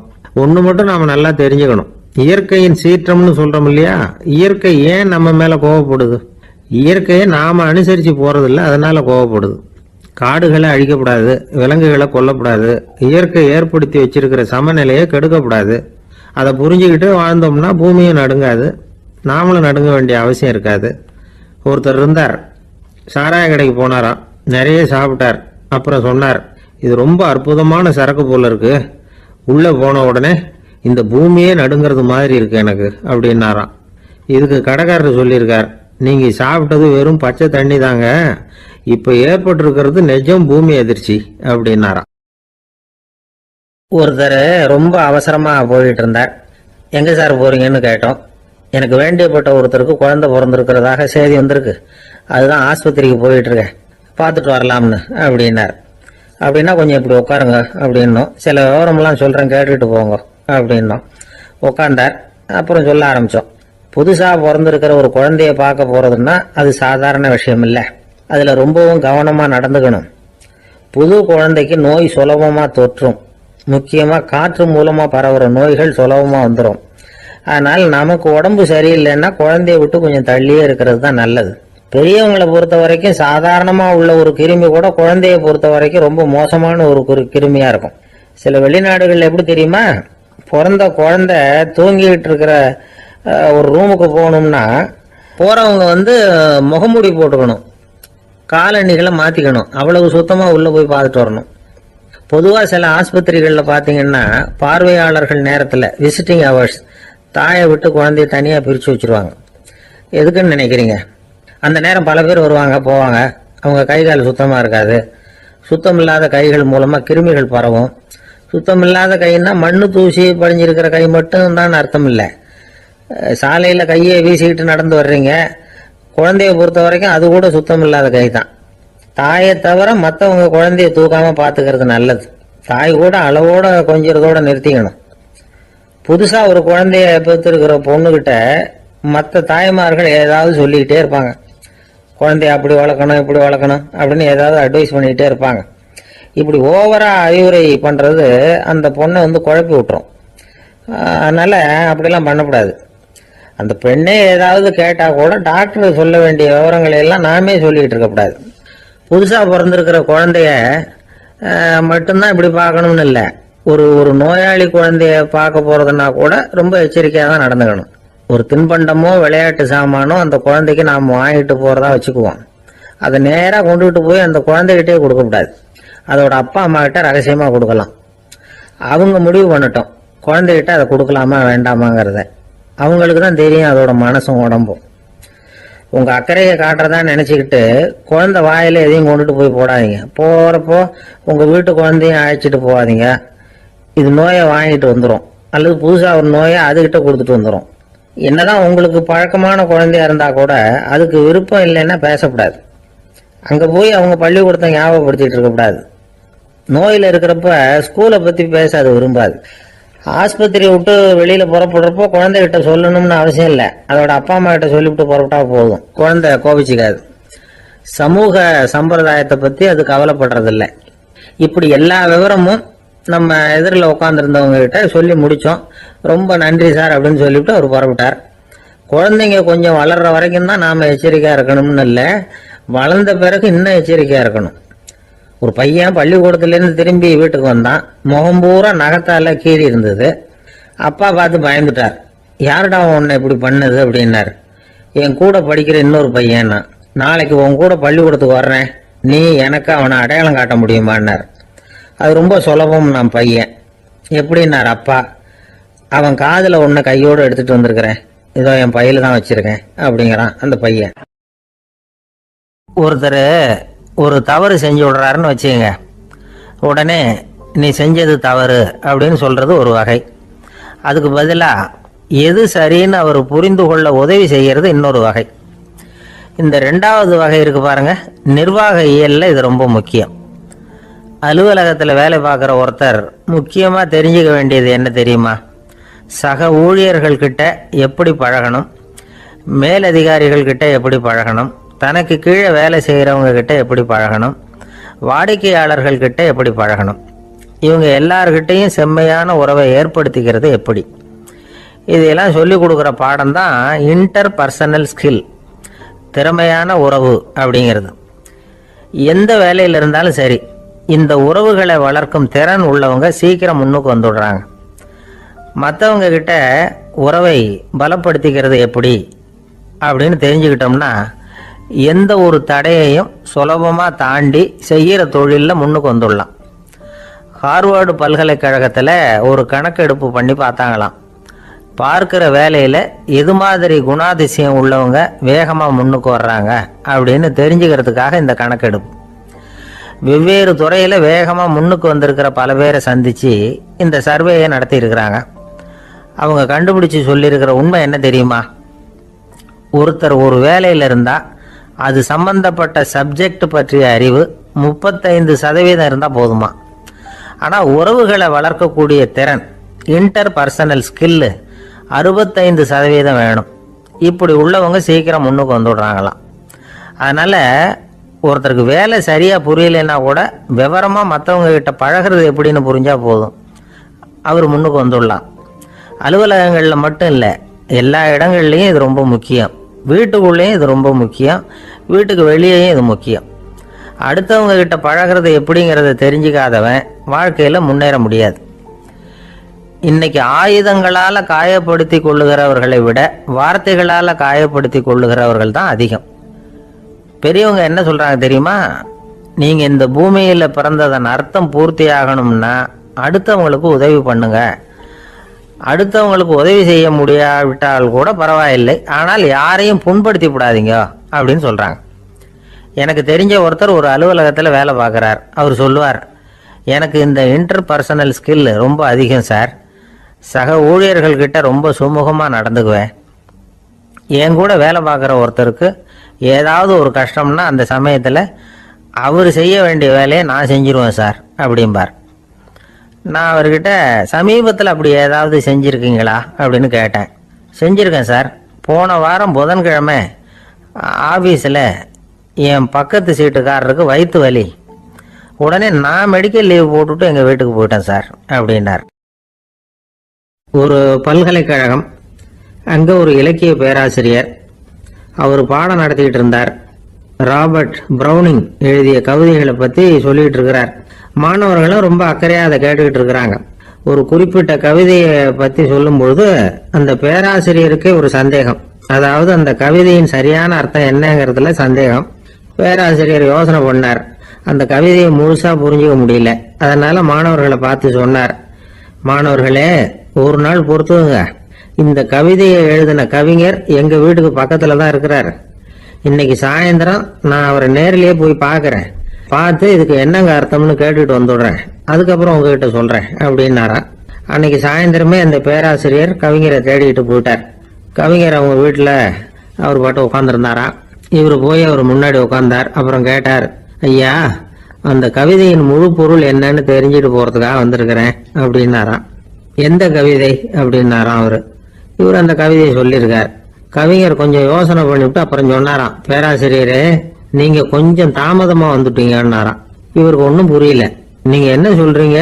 நான் தாமதமா வந்துட்டேன்னா? நீங்க தான் உயிரோடு இருக்கிறீங்களே, அப்படி இருக்கும்போது நான் தாமதமா வந்துட்டேன்னா அது எப்படி அப்படின்னு இவர் குழம்பி இருக்கிறார். இப்ப கவிஞர் சொன்னாராம், ஐயா, நான் உயிரோட இருக்கிறேன்னா இல்லையாங்கிறது முக்கியம் இல்லை. நான் அந்த கவிதை வரிகளை எழுதினப்போ 2 பேருக்கு அதோட அர்த்தம் தெரிஞ்சிருந்தது. இப்போ ஒரே ஒருத்தருக்கு தான் அதோட அர்த்தம் தெரியும் அப்படின்னாராம். பேராசிரியர் யோசனை பண்ணியிருக்கார். அப்படின்னா அந்த ஒருத்தர் கவிஞர் ராபர்ட் பிரவுனிங்கை தவிர வேற யாரா இருக்க முடியும்? இவர் தான் அப்படிங்கிறத அவர் மனசுல நினைச்சுக்கிட்டார். அதனால சொன்னார், ஐயா, நான் தாமதமா வரல, அந்த கவிதையின் பொருள் என்ன அது சொல்லுங்கன்னார். பேராசிரியரே, நான் சொல்றது உங்களுக்கு புரியலன்னு நினைக்கிறேன். நான் இந்த வரிகளை எழுதினப்போ 2 பேருக்கு அதோட அர்த்தம் தெரிஞ்சிருந்தது. அந்த 2 பேர் யாருன்னா, ஒருத்தர் ராபர்ட் பிரவுனிங், அதாவது நான், இன்னொருத்தர் கடவுள். இப்போ அது கடவுளுக்கு மட்டும்தான் தெரியும். நானே இதை பத்தி பல தடவை யோசனை பண்ணி பார்த்தேன். இது ரொம்ப அழகானது, ஆனாலும் ரொம்ப வழுக்கலானது. அதை பிடிச்சிட்டோம்னு நினைச்சிட்டு இருக்கும் பொழுதே காத்து மாதிரி அது உங்ககிட்ட இருந்து ஓடி போயிடுது. எனக்கு ரொம்ப வருத்தமா தான் இருக்குது. நிச்சயமா நான் தான் இந்த வரிகளை எழுதியிருக்கிறேன். அதுல அர்த்தம் இருக்குங்கிறது எனக்கு தெரியும், அதை நான் உணர்றேன். ஆனா நீங்க என்ன மன்னிக்கணும், எனக்கே கூட அதை என்னால விளக்க முடியல. அப்படி இருக்கும்போது உங்களுக்கு எப்படி அதை நான் விளக்க முடியும் அப்படின்னு அந்த கவிஞர். அனுபவிக்கப்படக்கூடிய எல்லாமே விளக்கப்படக்கூடிய ஒன்றல்ல, விளக்கப்படும் எல்லாமே அனுபவிக்கப்படக்கூடிய ஒன்றல்ல அப்படிங்கிறது ஞானிகளுடைய கருத்து. அதுக்காக தான் அந்த சம்பவம். வாழ்க்கையில நீங்கள் தொடர்ந்து ஆய்வு செய்து கொண்டே இருக்கக்கூடிய விளக்கங்களை ஒருபோதும் அடைய முடியாத பரிமாணங்கள் இருக்கிறதுனாலதான் அது அலுப்பு தட்டாம இருக்குது. உங்களால நிறைய அனுபவிக்க முடியும், இருந்தாலும் நீங்கள் அனுபவித்து அறிந்த விஷயங்கள் கூட வார்த்தைகளால விளக்கப்பட முடிவதில்லை அப்படிங்கிறது பெரிய ஒரு சிந்தனை. இதெல்லாம் ஒரு பக்கம் இருக்கட்டும். நமக்கு தெரிஞ்ச பேராசிரியர் ஒருத்தர் 1 மணி நேரம் ரொம்ப விவரமா வகுப்பு எடுத்தார். கடைசியா சொன்னார், மாணவர்களே, ரொம்பவும் எளிமையா விளக்கமா எல்லா விவரமும் சொல்லியிருக்கிறேன். அதனால இதுல உங்களுக்கு சந்தேகம் வர்றதுக்கு வாய்ப்பே இல்லை. இருந்தாலும் கேட்க வேண்டிய கடமை கேட்கிறேன். இது வரைக்கும் நடத்தினதுல யாருக்காவது ஏதாவது சந்தேகம் உண்டா அப்படின்னு கேட்டாராம். எனக்கு ஒரே ஒரு சந்தேகம் தான் சார் அப்படின்னு எழுந்திரிச்சு நிக்கிறான் ஒருத்தன். என்னன்னு கேட்டாராம். இது வரைக்கும் நீங்க என்ன பாடம் சார் நடத்துனீங்க அப்படின்னானா அவன். ஒரு ஊர்ல ஒரு துறவி இருந்தார், புத்த சமய துறவி. அந்த ஊர் மன்னன் அவரை பத்தி கேள்விப்பட்டிருக்கான். ஒரு நாள் புறப்பட்டு போனான், துறவியின் பாதங்களை தொட்டு வணங்கினான். அதுக்கப்புறம் சொன்னான், ஐயா, நான் உங்களை அரண்மனைக்கு அழைச்சிட்டு போறதுக்காக வந்திருக்கிறேன். இனிமே நீங்க இங்க எதுக்கு இருக்கணும் அப்படின்னானா. அவன் மனசுக்குள்ள என்ன நினைப்புன்னா, இவர் எங்க வர போறாரு, நான் ரொம்ப எளிமையானவன், எனக்கு எதுக்கு அரண்மனை வாசம்னு சொல்லி விடுவார் அப்படின்னு நினைச்சிருக்கான். ஆனா அந்த துறவி என்ன பண்ணார் தெரியுமா? அப்படியா, சரி போகலாம், வா, போய் உன் ரதத்தை கொண்டுட்டு வா, அரண்மனைக்கு போகும்பொழுது அதுக்கு தகுந்த மாதிரி ஆடம்பரமா போகணும் அப்படின்னு விட்டாரான். துறவி இப்படி சொன்னதும் அந்த மன்னனுக்கு மனசுக்குள்ள சந்தேகம் வந்துட்டுது. இவர் உண்மையிலேயே துறவி தானா, ஏமாத்து பேர் வழி மாதிரி தெரியுதே அப்படின்னு நினைச்சிருக்கான். இருந்தாலும் இனிமே என்ன பண்றது, சொல்லியாச்சு. ரதத்தை கொண்டுட்டு வந்தான். துறவி ஏறி உட்கார்ந்தார். பக்கத்துல ராஜா. அவர் ரொம்ப உற்சாகமா வரார். இவன் ரொம்ப சோர்ந்து போய் வரான். துறவி மரத்தடியிலேயே வாழ்ந்து பழக்கப்பட்டவர், அரண்மனையில எளிமையா ஒரு இடத்துல உட்காந்துக்குவார் அப்படின்னு நினைச்சான். ஆனா அப்படி இல்லை. அரண்மனைக்கு வந்த உடனே அந்த துறவி அதை கொண்டுட்டு வா, இதை கொண்டுட்டு வான்னு சொல்லி உத்தரவு போட ஆரம்பிச்சுட்டார். அரண்மனையில இருந்தா அரசனை மாதிரி இருக்கணும் அப்படிங்கிறார். ராத்திரி பூரா சௌரியமா தூங்கினார். பகல்ல அரண்மனை தோட்டத்துல உலாவ வேண்டியது, நீச்சல் குளத்துல குளிக்க வேண்டியது, இப்படியே பொழுது போக்கிட்டு இருக்கிறார். அந்த அரண்மனையில துறவி மகிழ்ச்சியா இருக்கிறார். மன்னனால அப்படி இருக்க முடியல. அவருக்கு எந்த கவலையும் இல்லை, இவனுக்கு அரசாங்க கவலைகள். துறவி அப்படி இருக்கிறத இவனால தாங்கிக்க முடியல. ஒரு நாள் அவர்கிட்டயே போய், நான் உங்ககிட்ட கொஞ்சம் பேசணும் நானா துறவி பார்த்தார். நான் இந்த அரண்மனைக்கு வரும்பொழுதே நீ என்னமோ என்கிட்ட கேட்கணும்னு நினைச்ச. ஏன் காலதாமதம்? நீ அனாவசியமா உன்னையே தொந்தரவு பண்ணிட்டு இருக்கிற. நீ கவலையா இருக்கேங்கிறது எனக்கு புரியுது. நான் மரத்தடியில் இருந்தப்போ கூட என்னை அடிக்கடி வந்து சந்திச்சுக்கிட்டு இருப்ப. ஏதாவது விளக்கம் கேட்கறது உண்டு. இங்க வந்த பிறகு என்னை சந்திக்கிறது கூட அபூர்வமா போயிட்டுது. நீ இப்போ என்ன கேட்க போறேங்கிறது எனக்கு தெரியும். இருந்தாலும் கேள் அப்படின்னாராம். வேற ஒண்ணும் இல்லைங்க. இப்போ உங்களுக்கு எனக்கு என்ன வித்தியாசம்? 2 பேரும் அரண்மனையில தான் இருக்கிறோம். நீங்க மகிழ்ச்சியா இருக்கிறீங்க, நான் அப்படி இருக்க முடியல. இவ்வளவுக்கும் நீங்க முன்னாடி இருந்தது மாதிரி இல்லை. தினமும் தங்க தேர் கேட்குறீங்க, உயர்தரமான ஆடைகள் அணிகிறீங்க, சுவையான சாப்பாடு. இப்படி இருக்கிறப்போ உங்களுக்கு எனக்கு என்ன வித்தியாசம்? இதுதான் மன்னனுடைய கேள்வி. இதுக்கு பதில் சொல்றேன், என் கூட புறப்பட்டு வா, இந்த நகரத்துக்கு வெளியில போவோம் அப்படின்னு சொல்லி அரசனை கூப்பிட்டுக்கிட்டு ஊர் எல்லைக்கு வந்து சேர்ந்தார் துறவி. அங்க போய் சொன்னார், இதை பாருப்பா, இந்த இடத்த தான் தேடிட்டு இருந்தேன். இனிமே நான் வந்து திரும்பி வர போறதில்ல. நீ என்னோட வர்றியா திரும்பி போறியா அப்படின்னார். நான் எப்படிங்க உங்க கூட வர முடியும்? என்னுடைய நாடு, என்னுடைய சொத்துக்கள், மனைவி, மக்கள் எல்லாத்தையும் விட்டுட்டு எப்படிங்க வர்றதுன்னா. இப்ப அந்த துறவி சொன்னார், இப்ப வித்தியாசத்தை தெரிஞ்சுக்கிட்டியா? நான் அரண்மனையில் இருந்தேன், எல்லா வித பொருள்களும் உடையவனா இருந்தேன். ஆனா எதையும் சொந்தம் கொண்டாடுறவனா இருக்கல. ஆனா நீ அப்படி இல்லை, எல்லாத்தையும் சொந்தம் கொண்டாடிட்டு இருக்கிற. இதுதான் நமக்குள்ள வித்தியாசம் அப்படின்னு சொன்னார். அரண்மனை ஆடைகளை அப்படியே களைஞ்சார், அரசங்கிட்ட கொடுத்தார். உன்னுடைய ஆடைகளை நீயே வச்சுக்கோன்னார். அவர் பாட்டுக்கு நடந்து போனார், திரும்பியே பார்க்கல. அரசனுக்கு அப்பதான் தன்னுடைய அறியாமை விளங்குச்சான். இதுல இருந்து நாம புரிஞ்சுக்க வேண்டியது என்னன்னா, இந்த உலகத்துல எத்தனையோ பொருள்கள், அதையெல்லாம் முறையா பயன்படுத்தினா மகிழ்ச்சி. அதை விட்டுட்டு அதுக்கெல்லாம் சொந்தம் கொண்டாட ஆரம்பிச்சா கவலை. நம்ம ஆட்கள் வந்து சொந்தம் கொண்டாடுற விதமே தனி. ஒரு ஆளு இன்னொருத்தங்கிட்ட ஒரு கொடை கடன் வாங்கியிருந்தான், திருப்பி கொடுக்கல. கொடையை கொடுத்தவன் கேட்டான், என்கிட்ட கடன் வாங்கினிய கொடை, அதை கொஞ்சம் திருப்பி தர்றியான்னா. அது உனக்கு இப்போ அவசரமா தேவைப்படுதா அப்படின்னு கேட்டான் இவன். எனக்கு தேவைப்படல, அந்த கொடையை நான் யாருக்கிட்ட வாங்கியிருந்தேனோ அவனுக்கு இப்போ அது அவசரமா தேவைப்படுது அப்படின்னு அந்த ஆள். ஒரு சராசரி மனிதனுடைய இயல்பு என்ன? இன்பம் வந்தா துள்ளி குதிப்பான், துன்பம் வந்தா சோர்ந்து போய் ஒரு மூலையில உட்காந்துருவான். இவன் தான் சராசரி மனிதன். ஆனா ஒருத்தன் இன்பம் வந்தா அதுக்காக மகிழ்ச்சி அடையறதில்ல, துன்பம் வந்தா அதுக்காக சோர்ந்து போறதில்ல அப்படின்னு வச்சுக்கோங்க. அப்படி இருந்தா அவன் சாதாரண ஆள் கிடையாது. ஒரு ஊர்ல ஒரு ஞானி இருந்தார். அவரை தேடிட்டு ஒரு பெரியவர் வந்தார். ஐயா, ஞானத்துல சிறந்த ஞானம் எது அப்படின்னு கேட்டாராம். இதுக்கு அந்த ஞானி என்ன பதில் சொன்னார் தெரியுமா? இன்பத்தினால மகிழ்ச்சி அடையாமலும் துன்பத்தினால சோர்வு அடையாமலும் இருக்கிறது தான் அந்த ஞானம், பெரிய ஞானம் அப்படின்னாராம். சரி சுவாமி, அப்படிப்பட்ட ஞானம் உங்களுக்கு எப்படி வந்ததுன்னு கேட்டிருக்காரு இவர். அதை நான் ஒரு கழுதைகிட்ட இருந்து கற்றுக்கிட்டேன் அப்படின்னாராம் அவர். இவருக்கு ஒன்றும் புரியல, ஒரு மாதிரியாக முழிச்சிருக்கிறார். இதை அவர் புரிஞ்சுக்கிட்டார். நீங்கள் நாளைக்கு காலையில் நம்முடைய ஆசிரமத்துக்கு வாங்க, புரிய வைக்கிறேன்னாராம். சரின்னு அவர் போயிட்டார். மறுநாள் காலையில் ஆசிரமத்துக்கு வந்து சேர்ந்தார். ஞானி அவரை கூப்பிட்டு உட்கார வச்சார். வாங்க, வந்து இப்படி உட்காருங்க, கொஞ்ச நேரத்தில் இந்த வழியாக ஒரு கழுதை போகும், அதை கவனித்து பாருங்கன்னாராம். இவருக்கு இன்னமும் ஒன்றும் புரியாமல் போச்சு, ஒரே குழப்பம். இருந்தாலும் அந்த ஞானி சொன்னது மாதிரியே உட்காந்துருக்கிறார். கொஞ்ச நேரத்தில் இந்த வழியாக ஒரு கழுதை போச்சு. அது முதுக நிறைய அழுக்கு மூட்டைகள், அதை சுமந்துக்கிட்டு போகுது. ஒரு செலவு தொழிலாளி அதை ஓட்டிகிட்டு போகிறார். கொஞ்சம் தூரத்தில் ஒரு ஆறு இருக்குது. அங்கே போய் துணியெல்லாம் சுத்தப்படுத்திக்கிட்டு சாயந்தரமாக திரும்பி இந்த வழியாக வருவாங்க. ஞானி சொன்னது மாதிரியே இந்த பெரியவர் அழுக்கு மூட்டையை சுமந்துக்கிட்டு போகிற அந்த கழுதையை கவனிச்சார். கழுதை போயிட்டுது. அதுக்கப்புறம் ஞானியை திரும்பி பார்த்தார். இப்போ அந்த ஞானி சொன்னார், சாயந்தரம் வரைக்கும் நீங்கள் இங்கேயே இருக்கணும்னார். அதே மாதிரி இவர் இருந்தார். சாயந்தரமாக அந்த ஞானி சொன்னார், ஐயா, இப்போ கொஞ்ச நேரத்தில் அந்த கழுதை இந்த வழியாக திரும்பி வரும், அதையும் கவனித்து பாருங்கன்னார். இவரும் கவனித்து பார்க்குறார். கழுதை வந்தது. அது முதுகில் சலவை செய்யப்பட்ட துணி மூட்டை, அது பாட்டுக்கு சுமந்துக்கிட்டு போய்கிட்டு இருக்குது. பெரியவருக்கு ஒன்றும் புரியல, பொறுமை இழந்துட்டார். சரி சுவாமி, இந்த கழுதைக்கும் உங்கள் ஞானத்துக்கும் என்ன சம்பந்தம் அப்படின்னார். இப்போ அந்த ஞானி விளக்கினார். ஐயா, இந்த கழுதை இதே மாதிரி தினமும் காலையில் அழுக்கு மூட்டைகளை சுமந்துக்கிட்டு ஆற்றுக்கு போகுது, மாலையில் வெண்மையான சுத்தமான துணிகளை சுமந்துக்கிட்டு திரும்பி ஊருக்கு போகுது. காலையில் இது போகும்பொழுது முதுகில் அழுக்கு மூட்டைகளை சுமந்துக்கிட்டு போகிறோமேங்கிற வருத்தமும் அதுக்கு கிடையாது. சாயந்தரம் திரும்பி வரும்பொழுது சுத்தமான துணிகளை சுமந்துக்கிட்டு வர்றோமேங்கிற மகிழ்ச்சி அதுக்கு இல்லை. இதை பார்த்து தான் நானும் அது மாதிரி ஞானத்தை கற்றுக்கிட்டேன் அப்படின்னாராம். அதனால் யார் கற்றுக் கொடுக்குறாங்க அப்படிங்கிறத விட எதை கற்றுக்கிறோம் அப்படிங்கிறது தான் முக்கியம். ஒரு சினிமா பார்க்குறோம், ஒரு அருவி கொட்டுறது மாதிரி காட்சி வருது, தண்ணீர் வழியுது. படம் முடிஞ்சதும் பார்த்தீங்கன்னா அந்த திரை என்ன நனைஞ்சு போயா இருக்கும். ஒரு தீப்பிடிச்சு எரியிற காட்சியே சினிமாவில் பார்க்குறீங்க, காட்சி முடிஞ்சதும் அந்த வெண் திரையே கருகி போயா இருக்கும். படத்தில் வர்ற தண்ணீரும் நெருப்பும் அந்த திரையை பாதிக்கிறது இல்லை. நாம் அந்த திரை மாதிரி இருக்கிறதுக்கு கற்றுக்கணுமா. அந்த பக்குவம் வந்துட்டுதுன்னா இன்பமும் துன்பமும் நம்ம எதுவும் செய்யாது.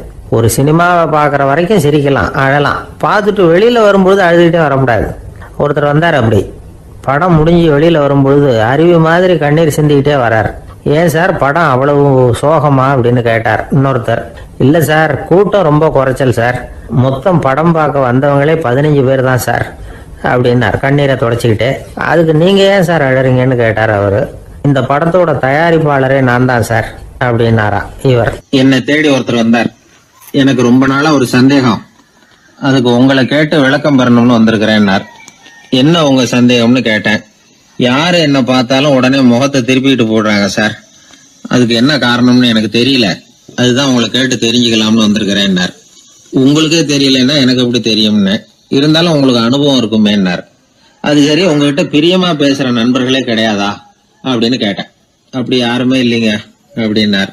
அப்படின்னா உங்ககிட்ட தான் ஏதோ குறை இருக்கு, உங்க பழக்க வழக்கத்தை கொஞ்சம் மாத்திக்கிட்டா எல்லாம் சரியா போடும் அப்படின்னு. என்ன செய்ய சொல்றீங்கன்னார். உங்களுக்கு நிறைய நண்பர்கள் தேவைன்னு. கிடைக்க மாட்டேங்கிறாங்களேன்னார். அதுக்கு சில வழிகள் இருக்குன்னு. அப்படியானார். அதிகமா நமக்கு நண்பர்கள் கிடைக்கணும்னா அதுக்குன்னு சில உத்திகள் இருக்கிறதாக அமெரிக்க எழுத்தாளர் ஒருத்தர் சொல்லியிருக்கிறார். சரி, அப்படி அவர் என்னதான் சொல்லியிருக்கிறார் அப்படின்னா வரிசையா சொல்றேன் கேட்டுங்க அப்படின்னு சொல்லி அவர்கிட்ட சொல்ல ஆரம்பிச்சேன்.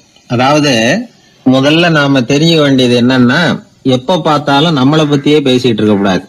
நமக்கு எதிரில் உட்கார்ந்து இருக்கிறவங்க நிறைய பேசுறதுக்கு வாய்ப்பு கொடுக்கணும். அவர் பேசுற விஷயம் எதுவா இருந்தாலும் எப்படி இருந்தாலும் ஆமா நல்லது அப்படின்னு சொல்லி ஏத்துக்கணும். இது முதல் கருத்து. ரெண்டாவது என்ன சொல்றாங்கன்னா, கூடுமான வரைக்கும் யாருகிட்டையும் அனாவசியமா வாதம் பண்ணிட்டு இருக்க கூடாது. மூணாவது கருத்து என்னன்னா, எந்த பிரச்சனையையும் அடுத்தவங்க கண்ணோட்டத்திலேயே பார்க்கணும், நம்ம பார்வையிலேயே பார்த்துட்டு இருக்க கூடாது. எப்பொழுதுமே அடுத்தவங்களுடைய மனோபாவத்தை நாம புரிஞ்சு வச்சுக்கிட்டோம்னா நம்மளை யாராலும் ஜெயிக்க முடியாது. நாலாவது கருத்து என்ன சொல்றாங்கன்னா, ஒருத்தர்கிட்ட பேச ஆரம்பிக்கும் பொழுது இயல்பா அன்பா ஆரம்பிக்கணும். இப்போ உதாரணத்துக்கு ஒண்ணு சொல்லணும்னா, உங்களுக்கு இந்த சட்டை ரொம்ப பொருத்தமா இருக்குதே அப்படின்னு ஆரம்பிக்கலாம். அதை விட்டுட்டு அன்னைக்கு என்ன சார் என்ன அம்போன்னு விட்டுட்டு போயிட்டீங்க அப்படின்னு ஆரம்பிக்க கூடாது. ஐந்தாவது விஷயம், நம்முடைய தவறுகளை தயக்கம் இல்லாம ஒத்துக்கணும், அப்படி ஒப்புக்கொள்ள கூச்சப்படக்கூடாது. ஆறாவது கருத்து என்னன்னா, அடுத்தவங்க அபிப்பிராயங்களுக்கு மதிப்பு கொடுக்கணும். நீங்க சொல்றது தப்பு சார் அப்படின்னு முகத்தில் அடிச்சது மாதிரி பேசக்கூடாது. ஏழாவது கருத்து என்ன சொல்றாங்க, நம்முடைய கருத்து என்னவோ அதை எதிராளியின் வாயிலிருந்து வரவழைக்கணுமா. அப்படி வரவழைக்கிறதுக்கு நாம முயற்சி பண்ணணும், அதுக்கு தகுந்த மாதிரி நாம பேசணும். எட்டாவது குறிப்பு என்னன்னா, சில பேர் எப்ப பார்த்தாலும் சவால் விட்டுக்கிட்டே இருப்பாங்க, அனாவசியமா சவால் விடக்கூடாது. ஒன்பதாவது யோசனை, நம்ம யோசனையை புதிய முறையில சொல்லி பார்க்கலாம். மற்றவர்கள் சொல்லுகிற யோசனையை ஏத்துக்கணும். அந்த யோசனை மகா மோசமானதா இருந்தா கூட அதை ஏத்துக்கிற மாதிரி கூட நடிக்கலாம், அதுல ஒன்றும் தப்பு இல்லை. பத்தாவது குறிப்பு ரொம்ப முக்கியமானது, அதாவது அனாவசியமா பொய் சொல்லக்கூடாது. அப்படி எப்பொழுதாவது பொய் சொல்ல வேண்டிய அவசியம் ஏற்பட்டா பெரிய பொய்யா சொல்லணும், அதை நம்பும்படியா சொல்லணுமா. இதெல்லாம் அந்த நிபுணர் சொல்ற கருத்து தான். சில சமயம் தேவைப்பட்டா பொய்ய கூட உண்மையா மாத்திக்கலாமா.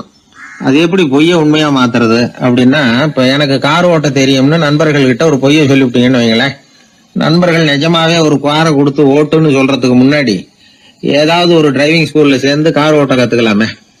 இதுதான் இந்த பொய்ய உண்மையா மாத்துறது.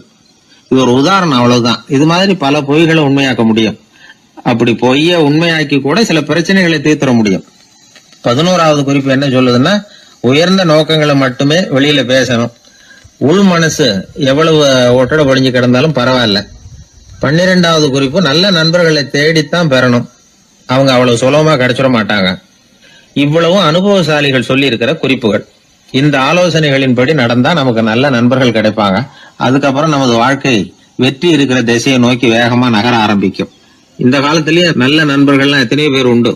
ஒருத்தர் ரொம்பவும் கவலையோட நின்றுகிட்டு இருந்தார், கண்கள் கலங்கி போயிருந்தது, கிட்டத்தட்ட அழுதுகிட்டு இருந்தார். ஏன் சார் இப்படி அழறீங்க, என்ன ஆச்சு உங்களுக்குன்னு கேட்டேன். ஒரு மெதுவா கண்ணை தொடச்சிக்கிட்டு, என்னுடைய நண்பன் ஒருத்தன் ஒரு நாள் கோவத்துல என்ன பார்த்து உன்னோட ஒரு வருஷத்துக்கு பேச மாட்டேன் போன்னு சொல்லிவிட்டான், சபதம் போட்டுட்டான் அப்படின்னாரு. அதுக்காக இப்படி கவலைப்படுறீங்கன்னு கேட்டேன். அவரு சொன்னார், அதுக்காக கவலைப்படல சார், அந்த ஒரு வருஷ கேடு என்னோட முடியுது, நான் அதை நினைச்சு எழுதிட்டு இருக்கிறேன் அப்படின்னா. இப்படிப்பட்ட நண்பர்களும் உண்டு. அதனால நல்ல நண்பர்களா பார்த்து நமக்கு சேர்த்துக்கிட்டோம்னா நம்ம வாழ்க்கையில எந்த முயற்சி எடுத்தாலும் அதுல சுலபமா வெற்றி கிடைக்கும்.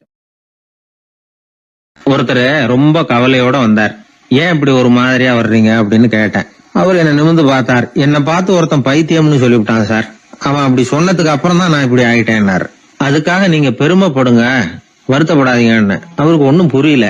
அவரு என்ன ஒரு மாதிரியா பார்க்க ஆரம்பிச்சுட்டார். நான் உடனே ஓஷோ சொல்லி இருக்கிற சில கருத்துக்களை அவர்கிட்ட எடுத்து சொன்னேன். இத பாருங்க, இந்த உலகத்துல பல பெரிய மேதாவிகள்லாம் சாதாரண மக்கள் கண்ணுக்கு பைத்தியமா தான் தெரிஞ்சிருக்கிறாங்க அப்படின்னு விவரத்தை சொன்னேன். ஏன்னா மத்தவங்க மாதிரி அவங்க கவலைப்படுறது இல்ல, எதுக்கும் இறுக்கம் அடையறது இல்ல, சாவை கண்டு பயப்படுறது இல்ல, அற்பமான மகிழ்ச்சிக்கு ஆசைப்படுறது இல்ல. அவங்க முழுமையா வாழறாங்க. மத்தவங்களை இது பாதிக்குது. ஏன்னா இவங்களால அவங்க மாதிரி அலட்டிக்காம இருக்க முடியறது இல்ல. அதனால வெறுக்க ஆரம்பிச்சு விடுறாங்க. அவன் கிடக்குறான் பைத்தியக்காரன் அப்படின்னு சொல்லி அவங்களுக்குள்ளேயே ஆறுதல் அடையறதுக்கு முயற்சி பண்றாங்க. இதுதான் இன்னைக்கு உலகத்துல நாம பாத்துக்கிட்டு இருக்கிறது. ஆனா ஒரு உண்மை என்ன தெரியுமா?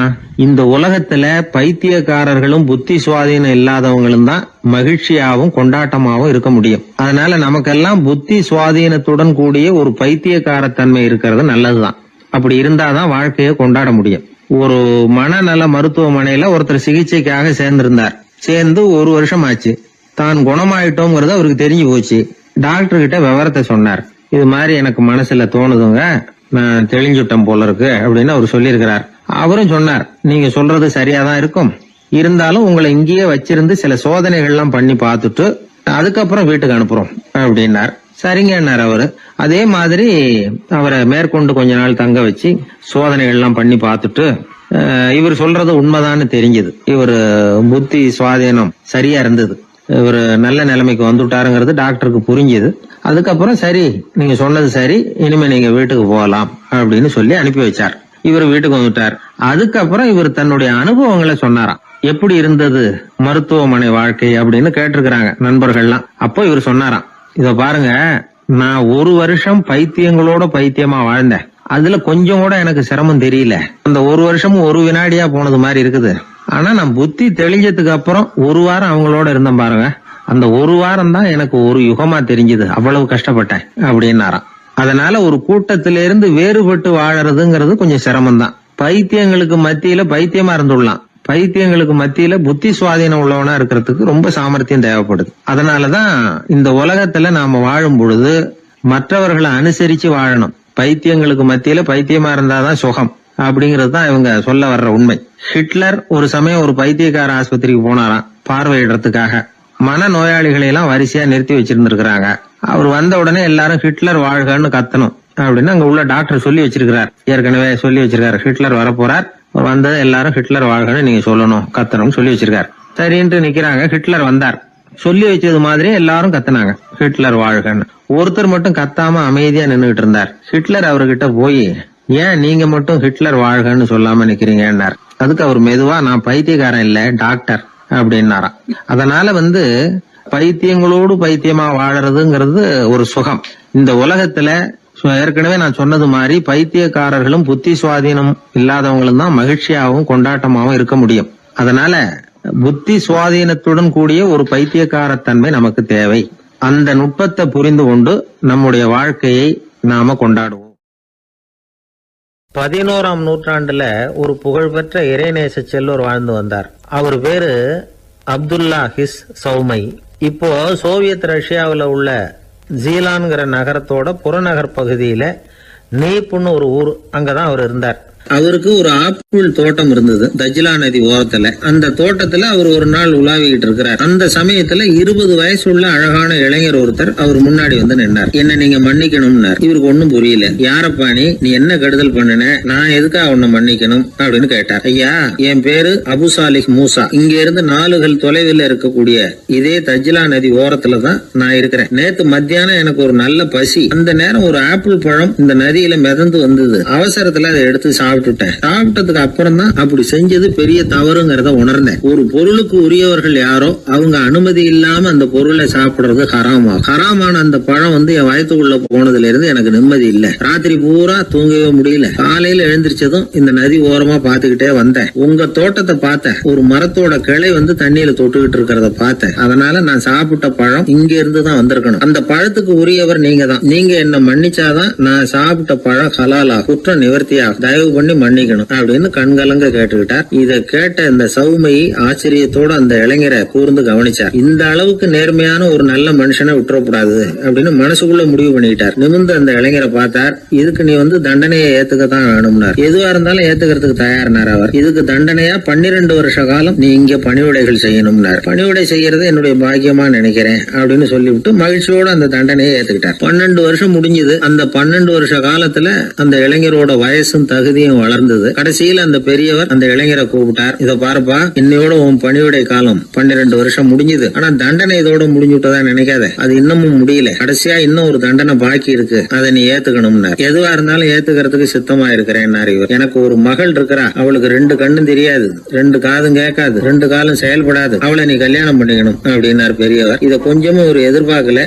திகைச்சார். அடுத்த நிமிஷம் சரி, இதையும் நான் மனப்பூர்வமா ஏத்துக்கிறேன். இறைநேசர் செல்வர் சௌமயி அவர்களுடைய புதல்வி பாத்திமாவுக்கும் இளைஞர் அபுசாலிஹ் மூசாவுக்கும் அடுத்த சில தினங்கள்ல முறைப்படி திருமணம் நடந்தது. திருமணத்துக்கு அப்புறம் மணமகளை பார்த்த அந்த இளைஞர் திகைச்சு போயிட்டார். ஏன்னா அந்த பெரியவர் சொன்னதுக்கு நேர்மாறா இருந்தார். பாத்திமா உடல் குணம் எதுவும் கிடையாது, ரொம்ப அழகா இருந்தாங்க. மறுநாள் சௌமயி அபுசாலிக கூப்பிட்டு இதுக்கு விளக்கம் சொன்னாராம். என் மகளுக்கு கண்ணு தெரியாதுன்னு சொன்னதுதான் சொல்லியிருந்த நேத்து முன்னாடி சொன்னேன். அது எந்த விதமான தீய காட்சிகளும் அவ கண்ணுக்கு தெரியாதுன்னு தான் அர்த்தம். காது கேட்காதுன்னு சொன்னேன், தீய விஷயங்களை அவ கேட்க மாட்டான்னு அர்த்தம். கால்கள் செயல்படாதுன்னு சொன்னேன், வீட்டை விட்டு தீமையான இடங்களுக்கு அவ போக மாட்டான்னு அர்த்தம் அப்படின்னா. 12 வருஷத்துக்கு முன்னாடி உன்னை முதல் முறையா பார்த்தப்பவே உண்மை என்னுடைய சீடரா மானசீகமா ஏத்துக்கிட்டேன் அப்படிங்கிற விவரத்தையும் சொன்னாராம். இந்த இளைஞர் அபுசாலிஹ் பிற்காலத்துல ஒரு பெரிய ஆன்மீக மேதையா உயர்ந்தார். அந்த தம்பதிகளுக்கு 60வது வயசுல ஒரே ஒரு குழந்தை பிறந்தது. அந்த ஃபாதர் ஜிலானி முஹைத்தீன் ஆண்டகை, அதாவது அந்த குழந்தை தான் ஆன்மீக பேரரசர் முஹைத்தீன் ஆண்டகை. அப்படி அந்த கதையை சொல்லுவாங்க பழைய இதை. இப்படிப்பட்ட பெரியவர்களுடைய வாழ்க்கை தான் நமக்கு வழிகாட்டணும். எனக்கு ஒரு சிநேகிதன், அவன் சொன்னான், டேய் என்னுடைய மாமனார் கூட தன்னுடைய பொண்ணை எனக்கு திருமணம் பண்ணி கொடுக்கறதுக்கு முன்னாடி ஒரு செய்தியை சொன்னார். பொய்ன்னு அப்புறமா தான் தெரிஞ்சது அப்படின்னா. என்ன சொன்னார்னு கேட்டோம். என் பொண்ணு மாசத்துக்கு ஒரு தடவை ஏதாவது கோபம் வந்தா கையில கிடைக்கிறத எடுத்து உங்க மேல எரிவா, நீங்க தான் அனுசரிச்சு நடந்துக்கணும்னு சொன்னார் அப்படின்னா. அப்படி அவர் சொன்னது பொய்யா அப்படின்னு கேட்டேன். ஆமா, அவர் மாசம் ஒரு தடவைன்னு அவர் சொன்னது பொய், தினம் ஒரு தடவை அப்படி செய்யறா, இதுதான் உண்மை அப்படின்னா. பேராசிரியர் கல்கி ரேடியோவில் பேசியிருக்காரு, சென்னை ரேடியோவில். எப்போ 1938 1938 ஜூலை மாசமா ஏதோ ரேடியோ ஆரம்பிச்சுது, சென்னை வானொலி ஆரம்பிச்சிருக்காங்க. அது ஆரம்பிச்ச 6வது நாள் கல்கி பேசியிருக்காரு. அதுல அவர் சொல்லுவார், நீ சொல்றதை எதை சொன்னாலும் சுருக்கமா சொல்லு, தேவைக்கு அதிகமா வளர்த்தாத, சுவாரஸ்யமா சொல்லு, அதுதான் சிறுகதைக்கு இலக்கணம்னு பேசியிருக்காரு. நான் அதை போட்டு கேட்டிருக்கேன். அதை பார்த்தா அதுல அவருக்கு ஒரு உதாரணமே கொடுத்துருப்பாரு. அதுல அதாவது சொல்றத சிறுகதை, தமிழில் சிறுகதைன்னு அவருக்கு தலைப்பு. அந்த பேச்சுல சிறுகதைன்னா என்னன்னா சிறுசா இருக்கணும், அதுல ஒரு கதை இருக்கணும், அதான் சிறுகதைன்னு அவர் விளக்கம் கொடுக்குறாரு கல்கி. கதைன்னா என்னன்னா ஒரே ஒரு ஊர்ல அப்படின்னு ஆரம்பிச்சா அப்புறம் என்ன அப்படின்னு கேட்க தோணுது இல்ல, அப்படி இருக்கணுமா. ஒரு வரியை படிக்கும் பொழுது அடுத்த வரி என்ன அப்படின்னு நமக்கு ஆர்வத்தை தூண்டணும். அதுதான் கதை அம்சங்கிறது. சிறுன்னா தேவைக்கு அதிகமா வளர்த்தாத, சிறு கதைன்னா தேவைக்கு அதிகமா ஒரு வார்த்தையை கூட போடாதே அப்படின்னு சொல்லி, அதான் சிறுகதையினுடைய இலக்கணம் அப்படின்னு சொல்லிட்டு அதுக்கு ஒரு உதாரணம் போட்டிருக்காரு. சிறுகதை இலக்கணம் என்னன்னா, அதாவது ஒரு நாள் காஞ்சிபுரம் உபய வேதாந்த தேசிக சுவாமிகள் தன் வீட்டு வேலைக்காரன் குப்பனை கூப்பிட்டு, அடே குப்பா, நீ உடனே ஸ்ரீபெரும்புதூர் ஓடி போய் அங்கே இருக்கிற திருவேங்கடாச்சாரியை சந்தித்து, திருக்குடந்தையில இருந்து இங்கே வந்திருக்கிற திருநாராயண ஐயங்கார் சுவாமிகள் திருக்கோவில் ஆராதனைக்கு திருத்துழாய் எடுத்து திரும்புகையில் திருக்குளத்தில் திருப்பாசி வழுக்கவே திருவடி தவறி வீழ்ந்தார் என்று சொல்லிவிட்டு வா அப்படின்னு எழுதினாலும். குப்பன்ட்ட வேலைக்காரன்ட்ட சொல்லிவிட்டு, என்னடா சொல்லிருவியா, நான் சொன்னதானே, சொல்லிடுறேன் சாமி எனக்கு தெரியும்ன்றான். எப்படி சொல்லுவதை என்கிட்ட ஒருத்தர் இங்கே சொல்லி காட்டுன்னு இருக்காரு. அப்ப அவன் சொன்னான், குப்பம் என்ன சாமி, கும்மோனதா சாமி குட்டையில ஒண்ணான்னு சொல்லணும், அவ்வளவுதானே. இதை நான் சொல்லிட்டு போறேன், இது என்ன பெரிய விஷயம் அப்படின்னா. இதை சொல்லிவிட்டு கல்கி சொல்றாரு, சிறுகதையின் இலக்கணம் அந்த குப்பனுக்கு தெரிந்திருக்கிறது, உபய வேதாந்த தேசிக சுவாமிகளுக்கு புரியவில்லை அப்படின்னு ஒரு கல்கி. அப்பவே அது எதை சொன்னாலும் சுருக்கமா சொல்றது, இந்த வேடிக்கையா சொல்றது, அதெல்லாம் வந்து மனிதர்கள்ட்ட சக மனிதர்கள்ட்ட ஒரு பிரியத்தை ஏற்படுத்த நல்ல ஒரு கவர்ச்சி அந்த கதையை படிக்கணும்னு தோணும். அப்படிதான், அதனாலதான் அந்த விஷயங்களை சேர்த்து சேர்த்து வானொலியிலையும் தொலைக்காட்சியிலும் நாங்க உபயோகப்படுத்துறோம். வானொலியிலேயே ரொம்ப, தொலைக்காட்சியிலேயே கூட நிறைய சுவாரஸ்யமான அனுபவம் நம்ம வாழ்க்கையிலேயே நடக்கும். நிறைய வாழ்க்கையிலேயே கூட இப்போ நான் இது முதல்ல திருநெல்வேலியில தான் ரேடியோவில் சேர்ந்தேன், திருநெல்வேலி ரேடியோவில். அப்போ முத போய் என்னை பேட்டி எடுக்கிறதுக்கு மைக்கெல்லாம் கொடுத்து எங்கள் டைரக்டர் ஒருத்தர் அனுப்புனார். யாருக்கிட்டன்னா இந்த டனால் தங்கவேலுன்னு ஒரு நடிகர் இருந்தார், கே.ஏ. தங்கவேலுன்னு ஒரு பிரபலமான நகைச்சுவை நடிகர். அவர் இதுக்கு ஒரு பொருள் காட்சியில் நாடகம் நடத்துறதுக்காக வந்திருக்காரு திருநெல்வேலி. அங்கே வந்து ஒரு ஹோட்டலில் தங்கியிருக்காரு. அப்போ நான் இப்போ தான் புதுசாக போய் வேலையில் சேர்றேன் ரேடியோவில். எங்கள் டைரக்டர் கூப்பிட்டு இது மாதிரி தங்கவேலுங்கிற நடிகர் வந்திருக்கிறாரு, அவரை போய் இன்டர்வியூ பண்ணிட்டு வா, பேட்டி எடுத்துட்டு வா அப்படின்னாரு. சார் எனக்கு பழக்கம் இல்லை, கொஞ்சம் பழக்கம் ஆனதுக்கப்புறம் போகிறேன், இப்போ வேறு யாரையாவது அனுப்புங்கன்னு. இல்லை அப்புறம் எப்போ தான் கற்றுக்கிறது, நீ போய் கற்றுட்டு வா அப்படின்னு சொல்லி உடனே மைக்கு எல்லாத்தையும் கொடுத்து அனுப்பிச்சிட்டார் கூட. அங்கே போனோம், போய் ரூமில் கேட்டது, வா தம்பி வாழ்க்கை வந்து உட்காருங்க, என்ன செய்யணும் அப்படி அப்படின்னார். அவர் ரொம்ப ஊக்கமாக பேசினார், இந்த பயமுறுத்தலை. என்ன வேணும் அப்படின்னா, ஒன்றும் இல்லை, கேள்வி கேட்குறேன் பதில் சொல்லுவேன், கேளுங்க, என்ன வேணாலும் கேளு, நான் சொல்கிறேன் அப்படின்னார். அப்போ நான் வழக்கமாக சும்மா சில குறிச்சிட்டு போனேன். முதல் தடவை பேட்டி இல்லை, அதனால எனக்கு பயம். குறிச்சிட்டு முதல் கேள்வி, நீங்கள் முதல் தடவையாக மேடை ஏறினது எப்போ சார், முதல் தடவையாக என்ன வேஷம் போட்டீங்க, எந்த நாடகம் அப்படின்னு கேட்டேன். இப்போ தங்கவேல் சொன்னார், அதை ஏன் கேட்குற தம்பி, முதல் தடவை எனக்கு அனுமார் வேஷம் போட்டு விட்டானுவோம், அதுவும் வசனமே கொடுக்கல, மற்றவன்லாம் பேசிகிட்டு இருக்கான் மேடையில், எனக்கு ஒரு ஸ்டூலை போட்டு அனுமார் வேஷம் போட்டு உட்கார வச்சுட்டான், நான் பாட்டு உட்காந்துருக்கேன், அவனு பாட்டு பேசிகிட்டு இருக்கான், அவ்வளவுதான் எனக்கு ஆக்டிங்கு, அதான் முதல் வேஷம் எனக்கு அனுபவம்னார். அப்போ நான் கேட்டேன், அப்படின்னா ரொம்ப கஷ்டப்பட்டு நடிச்சிருப்பீங்க போல் இருக்கே சார் அப்படின்னேன். அதில் என்ன தம்பி கஷ்டம், வசனமும் கிடையாது, ஒன்றும் கிடையாது, சும்மா ஸ்டூலில் உட்காந்துருக்கிறது தானேன்னார். அப்போ நான் கேட்டேன், இல்லை சார், அனுமார் வேஷம் போட்டுக்கிட்டு சும்மா உட்காந்துருக்கிறது கஷ்டம் இல்லையா அப்படின்னா. அப்போதான் அடடே பரவாயில்ல, நீ என்ன மாதிரியே பேசுறியே, பரவாயில்லையே நீ என்ன மாதிரி பேசுறேன்னு ஒரு உற்சாகம் கொடுத்தா. அதில் ஒரு ஊக்கம் வந்துடுது, சரி பரவாயில்ல நம்மளும் வேடிக்கையாக பேசலாம் போல் இருக்கு அப்படின்னு சொல்லி முதல் பேட்டியே அப்படிதான். அப்ப அதுல என்ன ஒரு யதார்த்த உண்மை என்னாச்சுன்னா, அது வந்து ஒரு 1977 35 வருஷத்துக்கு முன்னாடி, 77 நடந்தது அது. அப்படின்னா இப்போ 30 வருஷம் ஆயிருக்கும். அந்த 30 வருஷத்துக்கு முன்னாடி அவர் சொன்னது, என்ன மாதிரியே பேசுறியே அடடே அப்படின்னாரு. கடைசியில என்ன ஆச்சுன்னா, அவரை மாதிரியே பேச வேண்டிய ஒரு சந்தர்ப்பத்தை என்கிட்ட கொண்டாந்து கடைசியில விட்டுது. அவர் செத்ததுக்கு அப்புறம், அவர் கடைசியா ஒரு படத்துல அவர் நடிச்சுட்டு செத்து விட்டாரு. அவர் இந்த வாய்ஸ் டப்பிங் பண்ணணும்ல, அதுக்கப்புறம் வாய் அசைக்க தந்தாலும் பேசணும், அதுக்குள்ள அவர் இறந்துட்டார். உடனே என்னை கூப்பிட்டு, நீ அவருக்கு வாய்ஸ் கொடு, டப்பிங் வாய்ஸ் கொடுன்னு அந்த சினிமாக்காரங்க கூப்பிட்டு போனாங்க. எனக்கு பழக்கமே இல்லை சார் சினிமா உலகம்லாம், அதெல்லாம் வேண்டாம். இல்லை அது உனக்கு தான் பொருத்தமாக இருக்கும் குரல்னு சொல்லி கொண்டு போய் அவர் வாய் அசைக்கிறத போட்டு காட்டி, அதே மாதிரி நீயும் பேசுன்னு சொல்லி பேச விட்டாங்க. முன் அனுபவம் இல்லாமே சினிமாவில் போய் டப்பிங் கொடுத்துட்டு விட்டேன். அது என்ன அப்போ நினச்சி பார்த்தேன், 30 வருஷத்துக்கு முன்னாடி என்ன மாதிரியே பேசுறியேன்னு சொன்னார் அவர். இப்போ அவரை மாதிரியே பேச வேண்டிய ஒரு சந்தர்ப்பத்தை காலம் கொண்டாந்து விட்டுட்டதேன்னு நினைச்சோம். கடைசியாக அவர் அப்படி பண்ணார். அது இந்த இது பெரிய மருதுன்னு ஒரு சினிமா படம், பெரிய மருதுன்னு ஒரு படத்தில் அவருக்கு அது மாதிரி பண்ணிட்டோம். அதே மாதிரி சினிமாவில் சம்மந்தம் எல்லாமே என்னை நடிக்க வச்சுட்டாங்க ஒரு படத்தில் கொண்டு போய். எதுவும் இல்லை, எனக்கு சிரிக்க தெரியாதுன்னீங்கல்ல, அதுதான் அதில் ப்ளஸ் பாயிண்ட்டு. என்னென்னா, அவர் ஒரு நாள் தங்கர் பச்சான் இருக்கார்ல, தங்கர் பச்சான் இவர் கேமராமேன், அவர் ஒரு நாள் திடீர்னு ஓடி வந்தார் ஆல் இண்டியா ரேடியோ. அண்ணே வாங்க ஒரு படத்தில் நடிக்கணும் அப்படின்னாரு. ஐயோ எனக்கு நடிப்புலாம் வராது சார், எனக்கு சிரிக்கவும் தெரியாது அழவும் தெரியாது, அதனால என்னை விட்டுருன்னா. இல்லை எனக்கு முகத்தில் உணர்ச்சியே காட்ட தெரியாதுன்னு. அவர் தங்கர் பச்சான் சொன்னாரு, நீ உணர்ச்சியே காட்ட தேவையில்லாத ஒரு வேஷத்துக்கு தான் கூப்பிடுறான் உன்ன அப்படின்னாரு. அது என்ன வேஷம்னு போய் பார்த்தா, ஒரு ஜட்ஜு உட்கார வச்சுட்டார். ஒரு பெரிய அந்த அண்ணா இது எம்ஜிஆர் ஃபிலிம் சிட்டி இருக்குல்ல, அதில் கொண்டு போய் ஒரு இதுதான் முக்கியமான சீன் அந்த படத்துலயே, நீ தான் வந்து வேஷம், உனக்கு வந்து வேஷமே வேண்டாம், கருப்பு கோட்டு மட்டும் மாட்டினா போகிறோம், வேற வந்து முகம்லாம் அப்படியே இருக்கு, சரியா இருக்கு, நீ சிரிக்க மாட்டேன், அதனால சரியா வந்துடும் சொல்லி கொண்டு போய் உட்காந்து. அப்புறம் கதையினுடைய படத்தினுடைய கதையை தான் நான் சொன்னேன், சார் எதிரில் யாராவது இருந்தால் எனக்கு பேச்சு வராது, எனக்கு கூச்சமாக இருக்கும், அந்த நடிப்பு சரியாக வராதுன்னா. எதிரில் யாருமே வராது, நான் பார்த்துக்கிறேன், நான் க்ளோஸ் அப் வந்து முகத்தை நானே மறைச்சிக்கிட்டு எடுத்துடுறேன் எல்லாத்தையும் அப்படின்னு தைரியம் சொல்லி அழைச்சிட்டு போனார். சரி பரவாயில்ல யாரும் இருக்க மாட்டாங்க அப்படின்னு சொல்லிட்டு நான் போய் சீட்டில் அந்த கருப்பு கோட்டை மட்டும் மாட்டி உட்கார வச்சார். முன்ன பின்ன எனக்கு அனுபவமும் கிடையாது, சினிமான்னா என்னன்னு தெரியாது, நடிப்பும் தெரியாது. கொண்டு போய் உட்கார வச்சு எதிரில் யாரும் வரக்கூடாதுன்னு சொன்னல, பார்த்தா அந்த படத்தில் நடித்தவங்க அத்தனை பேர் வந்து உட்காந்துருக்காங்க இதில். ஏன்னா அது கடைசி சீனு, கோர்ட்டு சீனில் இந்த பொண்ணு கதாநாயகன், அப்போ அவங்க அப்பா அம்மா, இவங்க அப்பா அம்மா, வில்லன் எல்லாம் வந்து உட்காந்துருக்காங்க. இது என்ன இது இப்படி பண்ணிட்டேன் அப்படின்னா, இல்லை நான் ஒரு துணியை பிடிச்சிக்க சொல்கிறேன், அவங்கள மறைச்சிக்கிறேன், அதெல்லாம் தெரியாது அப்படின்னு சொல்லி அப்புறம் அது மாதிரி கஷ்டப்பட்டு எடுத்தாங்க. எடுத்து அதை முடித்தாங்க. அது வந்து இது காதலே நிம்மதி, காதலே நிம்மதின்னு ஒரு சினிமா படம் வந்ததுல்ல, அதில் இது மாதிரி அனுபவம் எல்லாமே சில வாய்ப்புகள் எதையாவது கொண்டு போய் சிரிக்காமல் இருந்தாலும் அதுக்கு ஒரு ப்ளஸ் பாயிண்ட் அதுக்கு கொண்டு போய் அது சில பேருக்கு அந்த வேஷ பொருத்தம் வேஷமே போட வேண்டியது. ஒருத்தருக்கு பரிசளிப்பு விழா, ஒரு சினிமா இதில் பரிசளிப்பு விழா நடந்துதான். அதில் யாருக்கு ஃபர்ஸ்ட் ப்ரைஸ்னா அனுமார் வேஷம் போட்டவருக்கு ஃபர்ஸ்ட் ப்ரைஸ். அந்த படத்தில் அனுமார் வேஷம் போட்டவரை மேடைக்கு ஏற்றி அவருக்கு முதல் பரிசு கொடுத்தாங்களாம். அவ்வளோ தத்ரூபமாக இருந்தது நடிப்பு வேஷ பொருத்தம்லான்னு சொல்லி. உடனே இவர் சொல்லியிருக்காரு, வேஷத்தை அந்த வாங்கிட்டு அந்த அனுமார் வேஷம் போட்டவர், இந்த பரிசு வந்து எனக்கு சேர வேண்டியது இல்லை, உண்மையிலேயே எனக்கு மேக்கப் போட்டார்ல அவருக்கு தான் இந்த பரிசு நியாயமாக கிடைக்கணும், அவ்வளோ தத்ரூபமாக போட்டிருக்காரு, அதனால் இந்த பரிசுக்கு உரியவர் எனக்கு மேக்கப் போட்டவர், மேக்கப் மேன், அவருக்கு இதை நான் சமர்ப்பிக்கிறேன் அப்படின்னு சொல்லி மேக்கப் மேனை கூப்பிட்டு அவர் கையில் கொடுத்துட்டார். பரிசு கொடுத்துட்டு ஒரு பெருந்தன்மையாக வந்து உட்காந்துட்டார். அப்புறம் அந்த மேக்கப் போட்டவர் வந்து பேசினாராம்.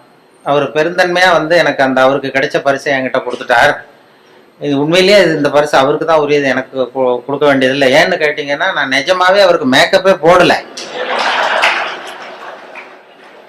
சும்மா ஒரு வாழை மட்டும் ஒட்ட வச்சேன். ஒரு வாழை ஒட்ட வச்சதுக்கு இவ்வளவு பெரிய பரிசான்னு நான். அப்படி சில பேருக்கு மேக்கப் தேவைப்படாது. இப்போ எனக்கு அந்த படத்தில் அதான் மேக்கப்பே போடல, சும்மா ஒரு கருப்பு கோட்டை மாட்டி உட்கார வச்சு பேச விட்டாங்க. இப்படி சில பேருக்கு அந்த மேக்கப் அவசியம் இருக்காது, அந்த முகத்தினுடைய இது அப்படி பண்ணுவாங்க. அப்போ அதனால தான் அந்த நாம் வந்து வாழ்க்கையை வந்து அப்படி இது பண்ணணுங்கிறத வேடிக்கையாக எடுத்துக்கணும், நிறைய இது பண்ணி சிக்கல் உண்டாகணும். நான் இந்த ரேடியோவிலையும் அந்தந்த அப்பப்போ அந்த ஏதாவது சில நண்பர்கள் நகைச்சுவை சொல்கிறது எல்லாம் பண்ணிக்கிறது. சொந்த வாழ்க்கையிலேயும் நிறைய அது மாதிரி இது பண்ணோம். இப்போ மெட்ராஸில் நான் வந்து இது மாதிரி ஆன்மீக விஷயமா சொல்லிகிட்டு இருந்ததும், ஒரு அப்போல்லாம் டிவிக்கு வரல, வானொலியில் மட்டுமே 14 வருஷமாக அந்த இன்றொரு தகவல்னு சொல்லிட்டு இருந்தோம். அப்போ எனக்கு என்ன முகம் தெரியாது யாருக்கும், ஆனால் குரலை கண்டுபிடிச்சிருவாங்க, முகம் தெரியாது. அப்போ என்னென்னா வெளியில் யாருன்னு தெரியாது, ஆனால் இன்றொரு தகவல் யாரோ பெரிய ஆன்மீக விஷயம் அதெல்லாம் சொல்லிட்டு இருக்காருன்னதும் வெளியில் வந்து ஒரு இமேஜ் வேற மாதிரி இருந்தது.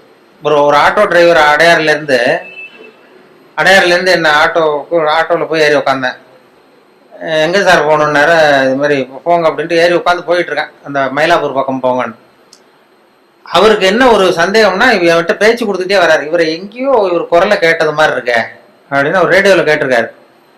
அதை உறுதிப்படுத்திக்கிறதுக்கு அப்போல்லாம் டிவியில் வரலன்னா உறுதிப்படுத்திக்கிறதா என்கிட்ட பேசிக்கிட்டே இருக்காரு. சார் இன்னைக்கு பேப்பர் பார்த்தீங்களா, அது இதுன்னா நானும் பேசிகிட்டே இருக்கேன். அவர் மனசுக்குள்ள ஒரு சந்தேகம், கேட்கறதுக்கு ஒரு தயக்கம். வந்து மயிலாப்பூர் வந்தது, எங்கே நிறுத்தணும் வண்டியேன்னார். ஆட்டோ ஆல் இண்டியா ரேடியோ வாசல்ல நிறுத்தினேன். அவர் புரிஞ்சுக்கிட்டார், ஆஹா இவர் தான் நம்ம தேடின ஆள் அப்படின்னு. ஆல் இண்டியா ரேடியோ கேட்டுக்கிட்ட கொண்டு போய் நிறுத்தி இறங்கினதான் நான் காசை கொடுத்துட்டு உள்ள போனேன். உள்ள போகிறப்ப சார் ஒரு நிமிஷம் நில்லுங்கன்னார். என்ன பண்ண, இந்த ரேடியோவில் ஒருத்தர் இன்று ஒரு தகவல்னு சொல்லிட்டு இருக்காரு, அது நீ தானா அப்படின்னா. ஆமாம் நான் தான் அப்படின்னு. அப்படியே அதிர்ச்சி ஆனது மாதிரி பார்த்தாரு. என்ன பார்த்துட்டு, என்ன சார் பேண்ட்லாம் போட்டிருக்கீங்க அப்படின்னாரு. என்னப்பா இது இல்லை சார், நான் தாடிலாம் வச்சுக்கிட்டு இருப்பீங்கன்னு நினச்சேன், தாடி வச்சுக்கிட்டு ஒரு காவி வேஸ்ட் கட்டிக்கிட்டு இருப்பீங்கன்னு நினச்சேன். ஆனால் அது மாதிரி அந்த முகத்தை பார்க்காதப்ப அந்த அப்படி ஒரு இமேஜை உண்டு பண்ணும். ஒரு அம்மா ஒரு நாள் ஒரு பொண்ணை கூப்பிட்டுட்டு என்கிட்ட ஆசீர்வாதம் வாங்க வந்துட்டு, ஆல் இண்டியா ரேடியோக்கு வந்து வேலூர் பக்கத்துல இருந்து ஒரு நாள் சாயந்தரம் 5 மணிக்கு என் கூட வேலை பார்க்குறவங்கலாம், இதில் வந்து கேசினோவில் ஒரு அருமையான இங்கிலீஷ் படம் போட்டிருக்கான், வா போய் பார்ப்போம்னு எனக்கு கூப்பிட்டுட்டு இருக்கிறாங்க நண்பர்கள். அலுவலகத்தில் வேலை பார்க்குறோம், சரின்னு புறப்பட்டு இருக்கேன் சினிமாவுக்கு. அப்போ யாரோ ஒரு அம்மா வந்திருக்குது உன்னை தேடின்னு ரிசப்ஷன்லேருந்து சொல்கிறாங்க. யார் இந்த நேரத்தில்னா, ஏதோ வேலூர் பக்கத்துலேருந்து வந்திருக்கிறாங்க 2 பேர். அப்புறம் வர சொல்லு அப்படின்னு பார்த்தா, வந்ததும் சார் இந்த இன்றொரு தகவல் சொல்கிறது யார், நான் தான் அப்படின்னேன்.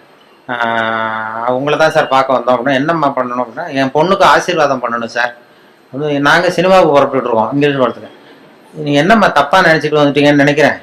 இல்லை சார் உங்கள்கிட்ட தான் ஆசீர்வாதம் வாங்கணுன்னது. இல்லைம்மா நான் வந்து சொந்தமாக எதுவும் சொல்லலை, பெரியவங்க சொல்கிற கருத்தை வந்து ரேடியோவில் சொல்லிகிட்டு இருக்கேன், அதனால் என்னையே பெரிய மகானா நினச்சிக்கிட்டு நீங்கள் வந்துட்டீங்க, அதனால் நீங்கள் நினச்சது தப்பு அப்படின்னேன். இல்லை சார் உங்களை பற்றி உங்களுக்கு தெரியாது சார், எங்களுக்கு தான் தெரியும். இப்போ என்ன பண்ணணுன்னு, விபூதி பூசி விடுங்க சார், என் பொண்ணுக்கு சீக்கிரம் கல்யாணம் ஆகணும்,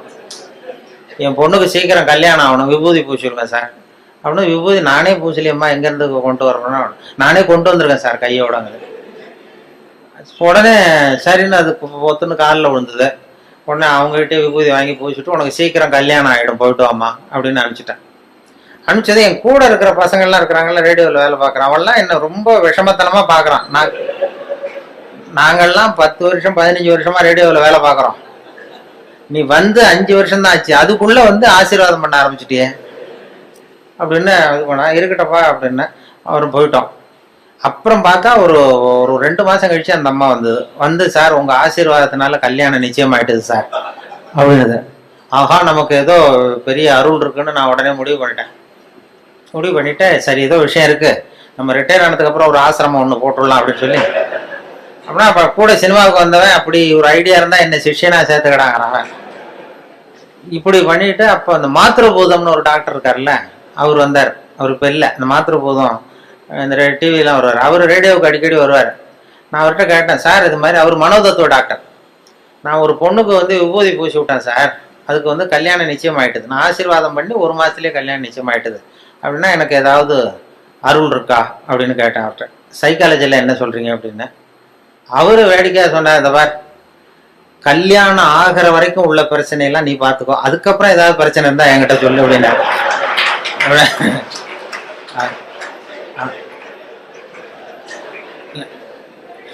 இல்லை சார், இது வந்து இல்லை, உங்க சைக்காலஜியில் என்ன சொல்றீங்க அதை சொல்லுங்க, இது மாதிரி நான் நடந்ததுன்னு. உடனே அவர் சொன்னார், அது வந்து டாமினோ எஃபெக்ட்னு பேரான். சைக்காலஜியில் டாமினோ எஃபெக்ட்னு பேர். அது எப்படின்னா, ஒரு செங்கல்ல வச்சு சின்ன பிள்ளையில விளையாடுறது உண்டு, வரிசையாக அடுக்கி வச்சு ஒரு கல்லை தள்ளி விட்டா அது இன்னொரு கல்லில் விழும், அது இன்னொரு கல்லில் விழும். ஒரு புத்தகத்தை கூட அப்படியே செங்குத்தா நிறுத்தி இப்படியே வரிசையாக நிறுத்திடுறது. ஒரு புத்தகத்தை தள்ளி விட்டிங்கன்னா அது அடுத்த புத்தகத்தில் விழும், அடுத்த புத்தகத்தில் அப்படியே போயிட்டே இருக்கும். இது மாதிரி வந்து எண்ணங்கள் வந்து ஒருத்தட்டேருந்து இன்னொருத்தட்ட பரவிட்டே இருக்குமா. இது சைக்காலஜியில் டாமினோ எஃபெக்ட்னு பேரான். அது என்னன்னா, நான் ஒரு 10 பேருக்கு விபூதி பூசி விட்றேன்னு வைங்க, விபூதி என்கிட்ட வந்து ஒரு 10 பொண்ணுங்க நான் ஆசீர்வாதம் பண்ணுறேன் கல்யாணம் ஆகணும் சீக்கிரம்னு. அது எப்படியும் 7-8க்கு கல்யாணம் ஆகிடும், நான் விபூதி பூசினாலும் பூசலைன்னாலும் கல்யாணம் ஆகிடும். அவங்க என்னன்னா, அந்த மாப்பிள்ளை தேடுற நேரத்தில் தான் அந்த ஆசீர்வாதமே வாங்க வர்றாங்க. அது வந்து பிறந்த குழந்தையே தூக்கிட்டு வந்து காலில் போட்டு சீக்கிரம் கல்யாணம் ஆகணும்னா இப்போ சொல்றது இல்லை யாரும். அவங்களே ஒரு முயற்சி பண்ணிட்டு இருக்கிற நேரத்தில் தான் ஆசீர்வாதம் வாங்க வராங்க. நீ அப்படி ஆசீர்வாதம் பண்ணும்போது 10ல் ஒரு 8 பேருக்கு நிச்சயமா கல்யாணம் ஆகிடும், அவங்கள தேடி பிடிச்சிருவாங்க. அவங்க என்ன பண்றாங்கன்னா, இது மாதிரி ரேடியோவில் ஒருத்தர் இன்னொரு தகவல் சொல்லிட்டு இருக்காரு, அவர்கிட்ட விபூதி பூசிக்கிட்டா உடனே கல்யாணம் ஆயிடுது அப்படின்னு இன்னொருத்தட்ட சொல்ல ஆரம்பிக்கிறாங்க. இந்த ஒரு புத்தகம் இன்னொரு புத்தகத்தில் விழுறது மாதிரி, அது டாமினோ எஃபெக்ட். அதாவது இந்த 8 பேரும் இன்னொரு 10 பேர்கிட்ட 80 பேர்கிட்ட சொல்லுவாங்க, இப்படி ஒருத்தர் இருக்காரு, அவருக்கு ஏதோ ஒரு அருள் இருக்கு அப்படின்னு. இது இப்படி பரவி போகுது. பரவிட்டு நிறைய பேர் 8 பேர் அந்த இடத்துல 80 பேர் தேடிட்டு வர ஆரம்பிச்சிடுறாங்க. இந்த 2 பேருக்கு ஃபெயிலியர் ஆகுது பாருங்க, 2 பேர் கல்யாணம் ஆகல அல்லது டிலே ஆகுதுன்னு வைங்க, அவங்க உடனே என்னை பத்தி தப்பு பிரச்சாரம் பண்றது இல்லை, அவர்கிட்ட போனோம் விபூதி பூசிட்டோம் கல்யாணம் ஆகலன்னு சொல்றது இல்லை, வேற சாமியார் தேட ஆரம்பிச்சிடுறது. இது சரியில்லை, வேற அந்த கோயிலுக்கு போயிட்டு வருவோம், இந்த கோயிலுக்கு போகலான்னு வேற முயற்சியில் ஈடுபட்டுறாங்க. அவங்க நோக்கம் வந்து கல்யாணம் ஆகணுங்கிறது தான்.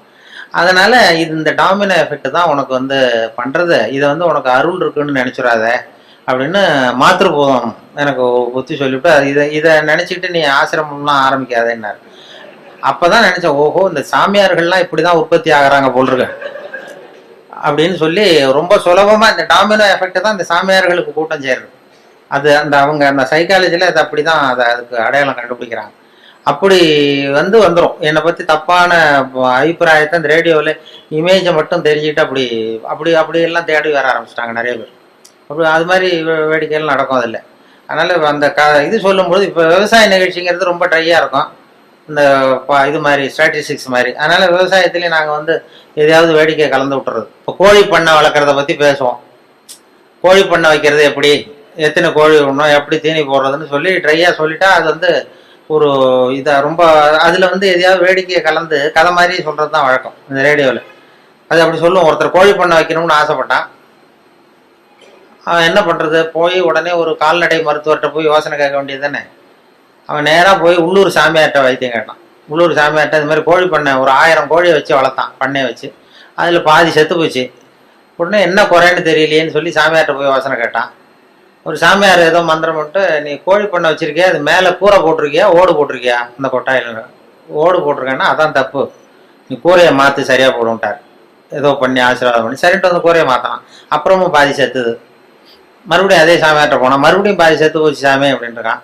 சரி இந்த செவுருலாம் வந்து செங்கல் செவரா மண்ணு செவரா? செங்கல் செவரு அப்படின்னா அதான் தப்பு, மண்ணு செவரா மாற்று சரியா போடும்ட்டான். சரின்ட்டு அதையும் மாற்றினா அப்புறமும் பாதி செத்துது. ஓடி போய் சாமிகிட்டே நின்னான். இப்போ சரிப்பா இந்த கேட்டு வாசப்படி தெற்கு முகமாக வச்சிருக்கியா வடக்கு முகமாக வச்சிருக்கியான்னா வடக்க வச்சிருக்கானா, அதான் தப்பு, தெற்க மாற்று அப்படின்னா மாற்றிட்டான். மறுபடியும் போய் நின்றுறான். சாமியை மறுபடியும் செத்து போச்சுன்னு. அப்போ அவர் பொறுமையாக சொன்னாராம் அந்த சாமியார்த்த, பாருப்பா அதாவது சொல்றதுக்கு யோசனை நிறைய இருக்கு என்கிட்ட, சோதிக்கிறதுக்கு கோழி இல்லையே உன்கிட்ட, என்ன பண்றது அப்படின்னாராம். இதை வந்து அந்த கோழி பண்ணை வைக்கிற இதுல சொல்லிடுறது. கோழி பண்ணையை பத்தி ரேடியோவில் ஒலி வரும்போது இப்படி ஒரு கதையை உண்டு பண்றது. இதெல்லாம் வந்து ஒரு சுவாரஸ்யத்தை ஒன்று, ஒரு வேடிக்கைங்கிறது. ஒரு விவசாய நிகழ்ச்சியை பண்ணும்பொழுது கூட அந்த ஹியூமர், அந்த நகைச்சுவைக்கு ஒரு மரியாதை இருந்தது. அப்படி நிறைய சொல்லும். வாழ்க்கையில வந்து எப்படியும் ஒருத்தன் வந்து ஒரு கோழி பண்ணை வச்சுக்கிட்டு இருந்தான். ஒரு கோழி வச்சு வித்துக்கிட்டு இருக்கான் ஒருத்தன். ஒரு பெரிய அவனுக்கு எல்லாம் தெரிஞ்ச ஒரு மாதிரி ஒருத்தர் வந்தார். என்னப்பா கோழி வியாபாரம் பண்றியா அப்படின்னா, ஆமா கோழி தாங்க வித்துக்கிட்டு இருக்கான் அவன். இந்த பெரியவர் சொல்லியிருக்காரு, என்ன விவரம் இல்லாம நீ கோழி வித்துக்கிட்டு இருக்க, அதெல்லாம் சரியா வச்சு விற்க வேண்டாமா அப்படின்னா, ஏதோ எனக்கு தெரிஞ்சது பண்ணிட்டு இருக்கேன் சார் அப்படின்னு இருக்கான். சரி இதெல்லாம் எந்த ஒரு கோழி? அப்ப அவன் சொல்லியிருக்கான், கோழி விற்கிறவன், பாருங்க சார் இது எந்த ஊர் கோழின்னு அடையாளம் தெரியாது, அது சேவலா கோழியாங்கிறது மட்டும்தான் தெரியும், வேற அந்த கோழி எந்த ஒரு கோழிங்கிறதெல்லாம் நமக்கு தெரியாது, அது கண்டுபிடிக்க முடியாதுன்னு இருக்கான். இவரு சிரிச்சாராம். அந்த என்னடா இவ்வளவு தூரம் விவரம் தெரியாம இருக்க, கோழின்னா அந்த முதுவை பார்த்தே கண்டுபிடிக்கணும் எந்த ஒரு கோழின்னு, அது தெரியாம கோழி வியாபாரம் பண்ண வந்துட்டே நீ அப்படின்னு சொன்னா, உங்களுக்கு தெரியுமா சார்ன்னு இருக்கான். எனக்கு தெரியும்டா, அதோ போது பாரு அந்த மூலையில 2, அது வந்து நாமக்கல் கோழி, அதுல ஒரு 2 கூடு, முதுவை பார்த்தாவே தெரியுது. போது பாரு இது சேலத்து கோழி, இதுல ஒரு 2 கூடு எடுத்து வை. போது பாரு கோயம்புத்தூர் கோழி, இது முதுவை பார்த்தா தெரியுது, அதுல ஒரு 3 எடுத்து வை அப்படின்னா. அவன் எடுத்து வச்சுட்டான். அவன் ஆச்சரியமா வச்சதும் இவர் பெரிய ஒரு காசை கொடுத்துட்டு கேட்டாராம், இந்த முதுவை பார்த்தே கண்டுபிடிக்கணும்டா, இது கூட தெரியாம வந்து நீ வந்து கோழி விற்க வந்துட்டியே, உனக்கு எந்த ஊர்றான்னு கேட்டிருக்காரு. அவன் முதுவை திருப்பி காட்டினானா, பார்த்து தெரிஞ்சுக்கோ, நீயே பார்த்து தெரிஞ்சுட்டு போ. அதாவது அகந்தை வரக்கூடாதுங்கிறதுக்காக சொல்லுவாங்க. நமக்கு தான் எல்லாம் தெரியும்னு நினைக்கக்கூடாது, அது வந்து இதாகிடும். அதுக்குதான் அந்த இதுவும் சொல்லுவாங்க, கர்வம்ங்கிறது கூடாது, மனிதர்களுக்கு கர்வம் வரக்கூடாது, கர்வம் வந்து தப்பு. ஒரு வெள்ளம் படிச்சுட்டு, அதான் ஒரு பிவிஎஸ்சி படிச்சுட்டு, பிவிஎஸ்சி கால்நடை மருத்துவருக்கு படிச்சுட்டு கிராமத்துக்கு வந்திருக்கான். அவனுக்கு எல்லாம் படிச்சுட்டோம், எல்லாம் தெரிஞ்சு போச்சுங்கிற ஒரு கர்வம் வந்துட்டுது. வந்தது அங்கே ஒருத்தன் மாடு மேய்ச்சிட்டு வந்திருக்கிறான். என்னடா விவரம் இல்லாம மாடு மேய்க்கிறீங்க, இதெல்லாம் பண்ணைன்னா அதுக்கு ஒரு சயின்டிஃபிக்கா செய்யணும், அதெல்லாம் சயின்டிஃபிக்கா மாடு மேய்க்கணும், இதெல்லாம் ஒன்றும் தெரியாம இன்னமும் ஒன்றும் விவரம் இல்லாம பண்ணிட்டு இருக்கீங்களே, இது என்ன இதெல்லாம் மாடு மேய்க்கிறீங்களே, இதெல்லாம் நீ தான் பார்த்துக்கிறியானா? ஆமான்றான். என்ன உங்க ஊர்ல இது மாதிரி பசுமாட்டுக்கெல்லாம் கொம்பு இருக்காதா, பசுமாட்டுலாம் கொம்பு இருக்காதா அப்படின்றான். அப்போ அந்த பொடியும் சொன்னானா, சார் பசுமாட்டுக்கு கொம்பு இல்லைன்னா அதுக்கு 2-3 காரணம் இருக்கு. அதாவது கண்ணுக்குட்டியா இருக்கிறப்ப அது கொம்பை வந்து எடுத்துருவோம், அதுக்கு முளைக்காது, அது கண்ணுக்குட்டியா இருக்கிறப்ப கொம்பே முளைக்காது, அதனால கொம்பு இல்லாம இருக்கும். 2வது காரணம் வந்து வளர்ந்ததுக்கு அப்புறம் ஒன்னோட ஒன்று முட்டிக்கும், அதனால அது முட்டிக்கப்படாத கொம்பை நாங்களே எடுத்துருவோம், அதனால கொம்பு இல்லாம இருக்கும். இப்போ இதுக்கு ஏன் கொம்பு இல்லைன்னா இது 3வது காரணம். இதுக்கெல்லாம் ஏன் கொம்பு இல்லைன்னா இதெல்லாம் மாடு இல்லை குதிரை அப்படின்னா. அப்பதான் தெரிஞ்சிருக்கு இவன், ஆகா நம்ம வந்து ரொம்ப இதாகிட்டோம், படிச்சா எல்லாம் தெரிஞ்சிடும்னு நினைச்சிட்டோம். படிக்கிறதுங்கிறது தகவல் அறிவு தான், தகவல் அறிவை சேகரிக்கிறது.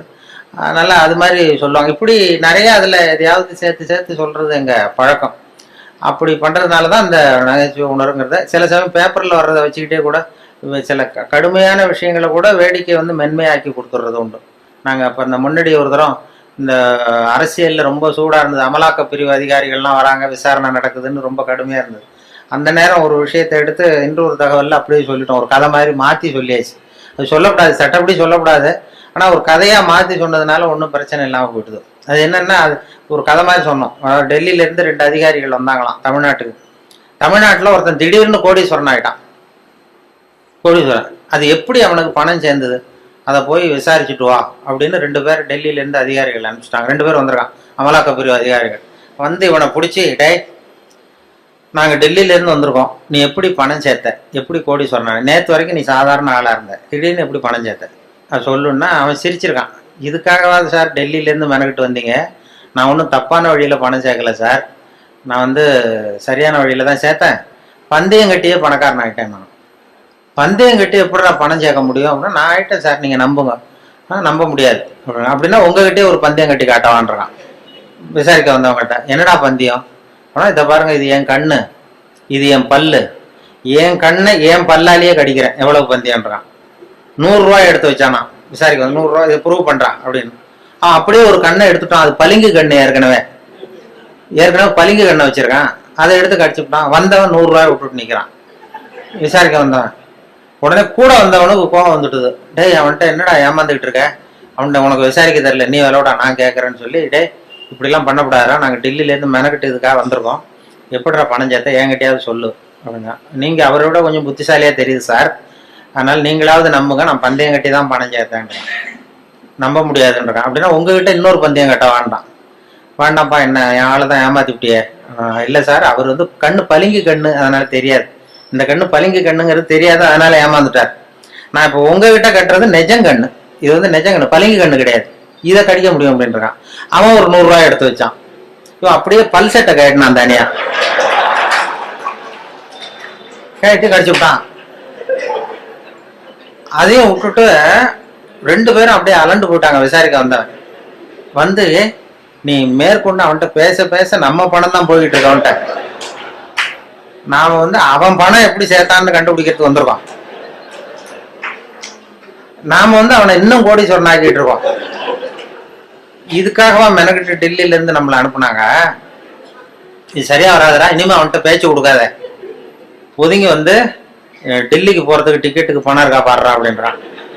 எண்ணி பார்த்து சரியா இருக்கு, கரெக்டா இருக்கு, இன்னும் ஒரு பந்தயம் கட்டினோம்னா போச்சு, சரியா போடும், அதனால இப்ப இருக்கிறது சரியா இருக்குன்றாங்க. அப்படின்னா அவன்கிட்ட மேற்கொண்டு விசாரிக்காத, நம்ம போய் நம்ம தலைவர்கிட்ட சொல்லிடுவோம், டெல்லிக்குன்னு நாங்கள் போயிட்டு வரோம் சார், ரொம்ப தேங்க்ஸ், நீங்கள் அப்படியே இருங்க சார், சௌக்கியமா இருங்கன்னு சொல்லிட்டு, ஏன் சார் கொஞ்சம் இருந்து சாப்பிட்டு போங்களேன்றாங்க. அதெல்லாம் வேணாம் சார், நீங்கள் மறுபடியும் ஏதாவது பேச்சு வரும், மறுபடியும் பந்தயம் கட்டுவீங்க, நாங்கள் போயிட்டு வரோம், நாங்கள் பார்த்துக்குறோம் சார், நீங்கள் போயிட்டு வாங்கன்னு ரொம்ப மரியாதையாக அவனை விட்டுட்டு போயிட்டாங்க. 2 பேரும் போய் டெல்லியில் இந்தியாவுக்கே தலைமை அதிகாரி அவர்கிட்ட போய் சொல்லிட்டான், சார் அவன் தமிழ்நாட்டுக்கு போனோம், தமிழ்நாட்டில் போய் அவன் எப்படி பணம் சேர்த்தானா பந்தயம் கட்டியே பணம் சேர்த்தேன்னு சாதிக்கிறான் சார், அது மட்டும் இல்லை எங்ககிட்ட ஒரு 200 ரூபாய் பிடிங்கிட்டு விட்டான் சார். ஆனால் அவருக்கு கோவம் வந்துட்டு தான், எத்தனை பேரா இருக்கீங்க இந்த இந்தியாவெல்லாம், நீங்கள்லாம் ஒரு பெரிய அதிகாரியா, ஜூனியர் ஆஃபீஸர்ஸ் எத்தனை பேர் இருக்கீங்க இந்தியா பூரா விசாரிக்கிறதுக்கு, நம்ம ஆஃபீஸ்லன்னா 30 பேர் இருக்கோம் சார், ஆனால் 30 பேரையும் இங்கே கூப்பிட உங்களுக்கு ட்ரைனிங் கொடுக்கணும், உங்களுக்கு அனுபவம் பத்தாது, நான் இந்தியாவுக்கே தலைமை அதிகாரி, அனுபவம் ஜாஸ்தி, உன்ன மாதிரி இருக்கிற 30 பேர் இங்கே கூப்பிட்டு ஹாலில் உட்கார வை, ஜூனியர் ஆஃபீஸர்ஸ், நான் வந்து ட்ரைனிங் கொடுக்கணும், உங்களுக்கு பயிற்சி பத்தாது, ஒரு ஆள் போய் தமிழ்நாட்டில் அந்த ஆளை கூப்பிட்டுவாங்க, இங்கே அவனையே கூப்பிட்டுவாங்க, இந்த கோடீஸ்வரனை வர்ற வரைக்கும் அவன்கிட்ட பேச்சு கொடுக்காதீங்க, இப்போ ஏதாவது வர்ற வழியிலே பந்தயம் கட்டுவான், ஏதாவது சைகையிலேயே கூப்பிட்டு வந்துருங்கன்னு ஒருத்தர் அனுப்பிச்சார். ஒருத்தன் வந்து மெதுவாக ரொம்ப சாமர்த்தியமாக அவன்கிட்ட எது கேட்டாலும், இல்லை சார் எல்லாம் அங்கே போய் பேசிக்கலாம் வாங்க, எதுக்கு சார் கூப்பிட்டு போறீங்கன்னா, அதெல்லாம் அங்கே போய் பேசிக்கலாம் சார், நீங்கள் ஒன்றும் வாங்கன்னு மெதுவாக பேச்சு கொடுக்காம கொண்டு போய் டெல்லியில் இது மாதிரி மேடையில் நிறுத்தி அந்த பெரிய இந்தியாவுக்கே தலைமை அதிகாரி உட்காந்துருக்கார். இவன் நிற்கிறான், இந்த 30 பேர் ஜூனியர் ஆஃபீஸர்ஸ் உட்காந்துருக்காங்க, அவங்களுக்கு ட்ரைனிங் கொடுக்குறாரு அவர். இதை பாருப்பா, நான் வந்து இந்தியாவுக்கே தலைமை அதிகாரி, நான் நினைச்சேன்னா உன் தண்டனையை குறைக்க முடியும், உனக்கு வந்து உன்னை அப்ரூவராக கூட மாற்றிடுவேன், அந்த அதிகாரம்லாம் என்கிட்ட இருக்கு, அதனால என்கிட்ட சொல்லிடு எப்படி பணம் சேர்த்தேன் அப்படிங்கிற. சார் நீங்கள் வந்து இந்தியாவுக்கே தலைமை அதிகாரி, உங்களுக்கு அனுபவமும் ஜாஸ்திங்கிறத நான் புரிஞ்சுக்கிட்டேன், வயசும் ஜாஸ்தி, அதனால நீங்களாவது நம்புங்க சார், நான் பந்தயம் கட்டி தான் பணம் சேர்த்தேன். அங்கேயும் நம்ப முடியாதுரா அப்படின்னா உங்ககிட்ட ஒரு பந்தயம் கட்டட்டுமான்றான். நான் இந்தியாவுக்கே தலைமை அதிகாரா அப்படின்னா, இருக்கட்டும் சார், நான் ப்ரூவ் பண்ண வேண்டாமா உங்களுக்கு? வேண்டாம் சார், அது எங்க அதிகாரியை தான் ஏமாத்தி விட்டியடா எங்க 2 பேரை அப்படின்னா. அப்போ அவர் சொன்னானா இவன், அது இல்லை சார், உங்க அதிகாரிகள் ஏமாந்தது என் உடம்ப பத்தின ரகசியம், நான் வந்து பளிங்கு கண்ணு வச்சிருந்தேங்கிறது அவருக்கு தெரியாது, ஏமாந்து போனார், நான் பல் செட்டு கட்டியிருந்தேங்கிறது தெரியாது, அதனால இவர் ஏமாந்து போனார். இப்ப நான் உங்ககிட்ட பந்தயம் வைக்கிறது வந்து என் உடம்ப பத்தின ரகசியமே வேண்டாம், உங்க உடம்ப பத்தின ரகசியம். இவர் அசந்துட்டார், என் உடம்புல என்னடா ரகசியம்னார். ஒன்றும் இல்லை சார், முதுகுல இடுப்பு கிட்ட 1 ரூபா அகலத்துக்கு கருப்பா ஒரு மச்சம் இருக்கு, உங்களுக்கு கருப்பா ஒரு மச்சம் முதுகுல இடுப்பு கிட்ட இருக்கு அப்படின்னா. அவருக்கு இல்லைன்னு நல்லா தெரியும், அதனால சுத்தமா இல்லடா சார், நேத்து வரைக்கும் இல்லை சார், இந்த நிமிஷம் இருக்கு அப்படின்றான். அவரு அசந்து போய் ஒரு 100 ரூபாய் எடுத்து வச்சார், இதை ப்ரூவ் பண்றான். இவனும் ஒரு 100 ரூபாய் எடுத்து வச்சுட்டு சட்டை கேட்டுங்க சார் கேட்டி காட்டுறாரு, மச்சம் இல்லை, இவன் தோத்து போட்டான், மச்சம் இல்லை அவருக்கு. உடனே அந்த பெரியவர் அதிகாரி 200 ரூபாய் எடுத்து வச்சுக்கிட்டு தோழர்களே, உங்களுக்கு அனுபவம் இல்லை, அதனால உங்களை ஏமாத்திட்டான். எனக்கு அனுபவம் ஜாஸ்தி, இப்போ என்கிட்ட அவன் ஏமாந்துட்டான். இப்போ இந்த பந்தயத்தில் எனக்கு 200 ரூபா லாபம்னாரான் பெரியவர். அப்போ இவன் எங்கேருந்து போனோம், இவன் மெதுவாக ஆரம்பிச்சிருக்கான். சார் ஐயா, நீங்கள் சொல்கிறது சரி, ஒரு 200 ரூபா இந்த பந்தயத்தில் உங்களுக்கு லாபம் தான், ஆனால் இதே பந்தயத்தில் எனக்கு 2900 ரூபா லாபம் சார்ன்றான். என்னடா பண்ண அப்படின்னு கேட்டிருக்காரு. உங்களுக்கு தெரியாம இந்த 30 பேர்கிட்டையும் தனித்தனியா ஒரு பந்தயம் கட்டியிருக்கேன். என்ன பந்தயம்டா கட்டினேன்? அது ஒண்ணும் இல்ல, உங்க எல்லாரும் முன்னாடியும் உங்க மேல் அதிகாரியை சட்டையை கேட்ட வைக்கிறேன்.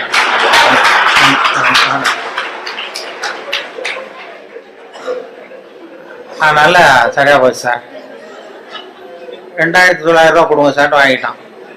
அவரு அசந்து போய் சாரை கொண்டு போய் பக்கத்து ரூம்ல யாராவது விட்டுட்டு வாங்க, அவர்கிட்ட இனிமே யாரும் பேசாதீங்க சார், மரியாதையை அவரை நடத்துங்கன்னு சொல்லி கொண்டு உட்கார வச்சுட்டு, அதுக்கப்புறம் பார்த்து, தோழர்களே உங்களுக்கு நான் சொல்ல விரும்புறது என்னன்னா, இனிமே யாரும் தமிழ்நாட்டு பக்கம் விசாரிக்க போகாதீங்க, நீங்க போனா மத்திய பிரதேசம் உத்தரப்பிரதேசம் அப்படி எங்கேயாவது போங்க, தமிழ்நாட்டுக்கு போகாதீங்க அப்படின்ட்டாராம். அப்புறம் இத சொன்ன, இத பத்திரிகையில செய்தியை வச்சுக்கிட்டே இப்படி ஒரு கதையை உண்டு பண்ணி, இது ராணுவத்துல வேற மாதிரியான ஒரு ஜோக், அதை கொஞ்சம் மாதிரியா மாத்தி ஒரு கதையை உண்டு பண்ணி இதை ரேடியோல சொல்லிட்டேன்.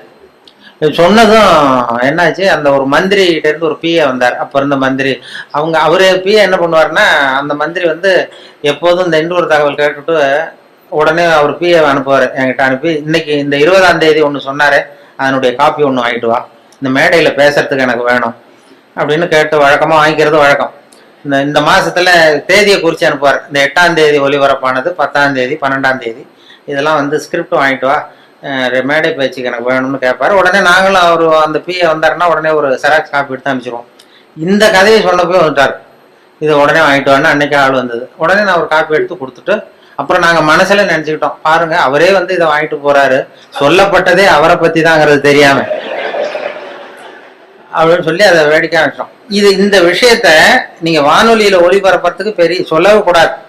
ஒரு தனி மனிதரையோ யாரையும் கேவலப்படுத்தக்கூடாது, கிண்டல் பண்ணக்கூடாது. அது வானொலியில சொல்றதுக்கு அனுமதி கிடையாது. எங்களுக்கு மெமோ கொடுத்துருவாரு அதிகாரி, அப்படி ஏதாவது தப்பா ஒருத்தரை கேலி பண்ணோம்னா. ஆனா இதை ஒண்ணுமே பண்ண முடியல அவரால். இது யாரையும் குறிப்பிட்டு தனிப்பட்ட முறையில யாரையும் சொல்லல அப்படிங்கிறதுனால இது எனக்கு ஒரு மெமோவும் கொடுக்கல, என்ன திட்டமும் இல்லை, அது தப்பு கண்டுபிடிக்கவும் இல்லை. அது காரணம் என்னன்னா, அதுல உள்ள அந்த கதை அம்சமும் நகைச்சுவையும் தான்.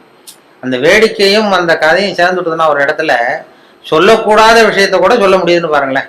அதான் அனுபவம், அது நகைச்சுவைக்கு உள்ள மரியாதை.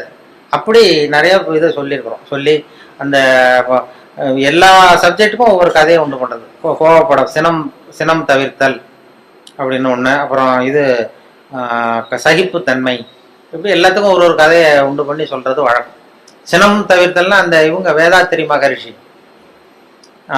அதுல சினம் தவிர்த்தல்னு ஒரு பயிற்சியை கொடுப்பாங்க. அது மாதிரி என்ன, இப்போ நான் வேதாத்திரி மகரிஷியினுடைய 95வது பிறந்த நாள் கூப்பிட்டுருந்தாங்க. அந்த ஆழியாருக்கு போயிட்டு வந்தேன் போன ஒரு 10-15 நாள் முன்னாடி. அப்ப எனக்கு ஒரு 15 வருஷத்துக்கு 10 வருஷத்துக்கு முன்னாடியே ஒருத்தர் சென்னையில் கூப்பிட்டார். சார், சினம் தவிர்த்தல்னு பயிற்சி நடத்துறோம், வாழ்க வளமுடன் அந்த வேதாத்திரி மகரிஷி, நீ கோவப்படாம இருக்கிறது எப்படின்னு பேசணும்னு என்ன கூப்பிட்டார்.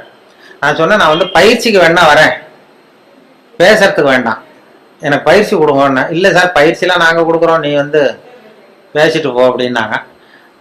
சரின்னு போய் நான் எனக்கு தெரிஞ்ச மாதிரி நான் ஒரு கதையை சொல்லிட்டு வந்துட்டேன். இது மாதிரி சினம் தவிர்த்தல்லாம் எல்லாருக்கும் கோவம் வரும், ஒருத்தர் ஒரு மாதிரி பண்ணுவாங்கன்னு சொல்லி ஒரு கதையை உண்டு பண்ணி, ஒரு மீனம்பாக்கம் ஏர்போர்ட்ல ஒரு ஜப்பானுக்கு போக வேண்டிய பிரயாணி லக்கேஜோட இருக்காரு. இந்த லக்கேஜை வாங்கி பிளேன்ல ஏற்றக்கூடிய தொழிலாளிகிட்ட அவர் அடிக்க போறாரு, சண்டைக்கு போறாரு, பெரிய மனுஷன். அவன் பதிலுக்கு முகம் சொல்லிக்கவே இல்லை, சிரிச்சுக்கிட்டே சரி சார் சரி சாருங்கிறான். இவர் அடிக்க போறாரு, திட்டுறாரு, கண்ணாமண்ணு பயிறாரு, கோவப்படுறாரு. அவனுக்கு கோவமே வரல.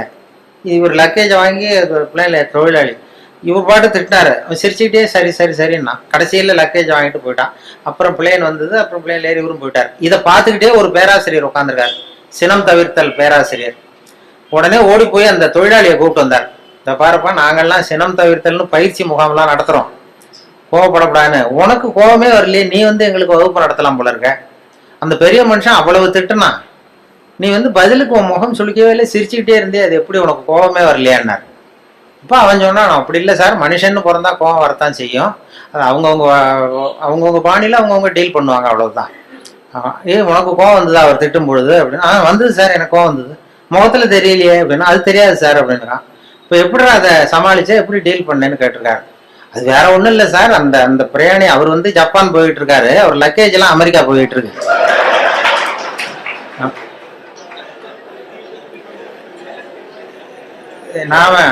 நாம எதுக்கு சார் அனாவசியமா வந்துட்டு சண்டை போடுறோம்? அதெல்லாம் வந்து ஒரு ஒரு டென்ஷன் ஆகக்கூடாது சார், அனாவசியமா டென்ஷன் ஆகக்கூடாது சார் அப்படின்னு சொல்லிட்டு இதை அவங்க கூட்டத்தில் நான் பேசிவிட்டு வந்துட்டேன். அந்த சினம் தவிர்த்தல் பயிற்சி முகாமில் இதை போய் நான் பேசிட்டு வந்துட்டேன் 10 வருஷத்துக்கு முன்னாடி. அதுக்கப்புறம் இன்னை வரைக்கும் அவங்க கூப்பிடுறதே இல்லை என்ன,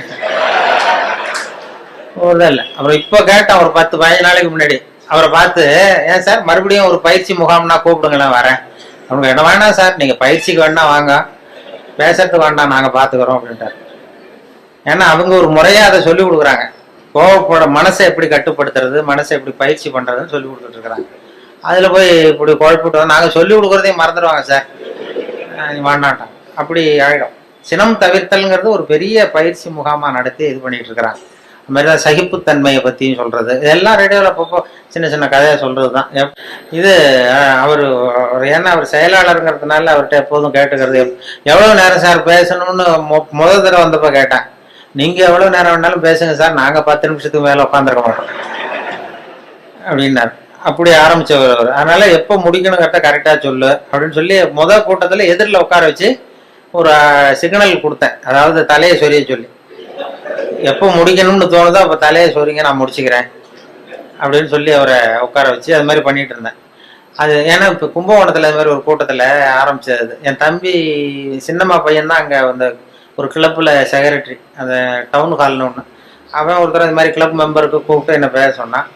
எவ்வளோ நேரம் பேசணும், நீ பாட்டுக்கு பேசு அப்படின்னா. அப்போ எப்போ முடிக்கணும்னு தோணுதோ நீ உட்காந்துக்கிட்டு தலையை சொல்லி நான் பார்த்து முடிச்சுக்கிறேன் அப்படின்னா. சரின்ட்டு வந்து உட்காந்துட்டான். வந்து பெரியவர்களே தாய்மார்களே என்னதும் உடனே சொரிய ஆரம்பிச்சான். ஏன்ப்பா நீ முடிச்சு சொல்றியான்னா, இல்லை அரிக்குதுன்னு சொல்றீங்க நீ, அது அது இனிமே பார்த்துக்க ஜாக்கிரதையா இருக்கேன்னா. அப்புறம் ஒரு மணி நேரம் தலையை அரிச்சா கூட பல்ல கடிச்சிட்டே உட்காந்துட்டான். அந்த அது மாதிரி அவர்கிட்ட சொன்னது அது பேச்சுங்கிறது அது மாதிரி சொல்லுவாங்க. ஏன்னா பேச்சாளர்கள் வந்து அவங்களுக்கு வந்து இந்த நேரம் ஆரம்பிக்கிறப்ப சிரமப்படா, அவர் முடிக்கிறது தெரியாது, எங்கே முடிக்கிறது என்னன்னு ஒன்றும் புரியாது, அவங்க பாட்டு போயிட்டே இருப்பாங்க. அது ஒருத்தர் சொன்னாராம், நீங்கள் தோழர்களே நீங்கள் எல்லாரும் காக்காயை பார்த்து ஒத்துமையை கற்றுங்க, காக்காயை பார்த்து ஒத்துமையை கற்றுங்க, கிளியை பார்த்து அன்பை கற்றுக்குங்க அப்படி இப்படின்னு சொன்னாராம். இது மாதிரி புறாவை பார்த்து ஒத்துமையை கற்றுக்குங்க அப்படின்னா. அப்போ ஒருத்தர் கோபமாக எழுந்திரிச்சு நீ நேரத்தை பார்த்து பேச கற்றுக்குங்க, அது மாதிரி வந்தோம். அப்படியே உபதேசம் மாதிரி பண்ணிட்டு இருந்தா அப்படி. ஆனால் பேச்சு வந்து சொல்லுவாங்க, அது வேடிக்கையாகவே சொல்றது உண்டு. ஒருத்தர் பேசிக்கிட்டே இருந்தாராம், ரொம்ப நேரம் பேசிக்கிட்டு இருந்திருக்காரு.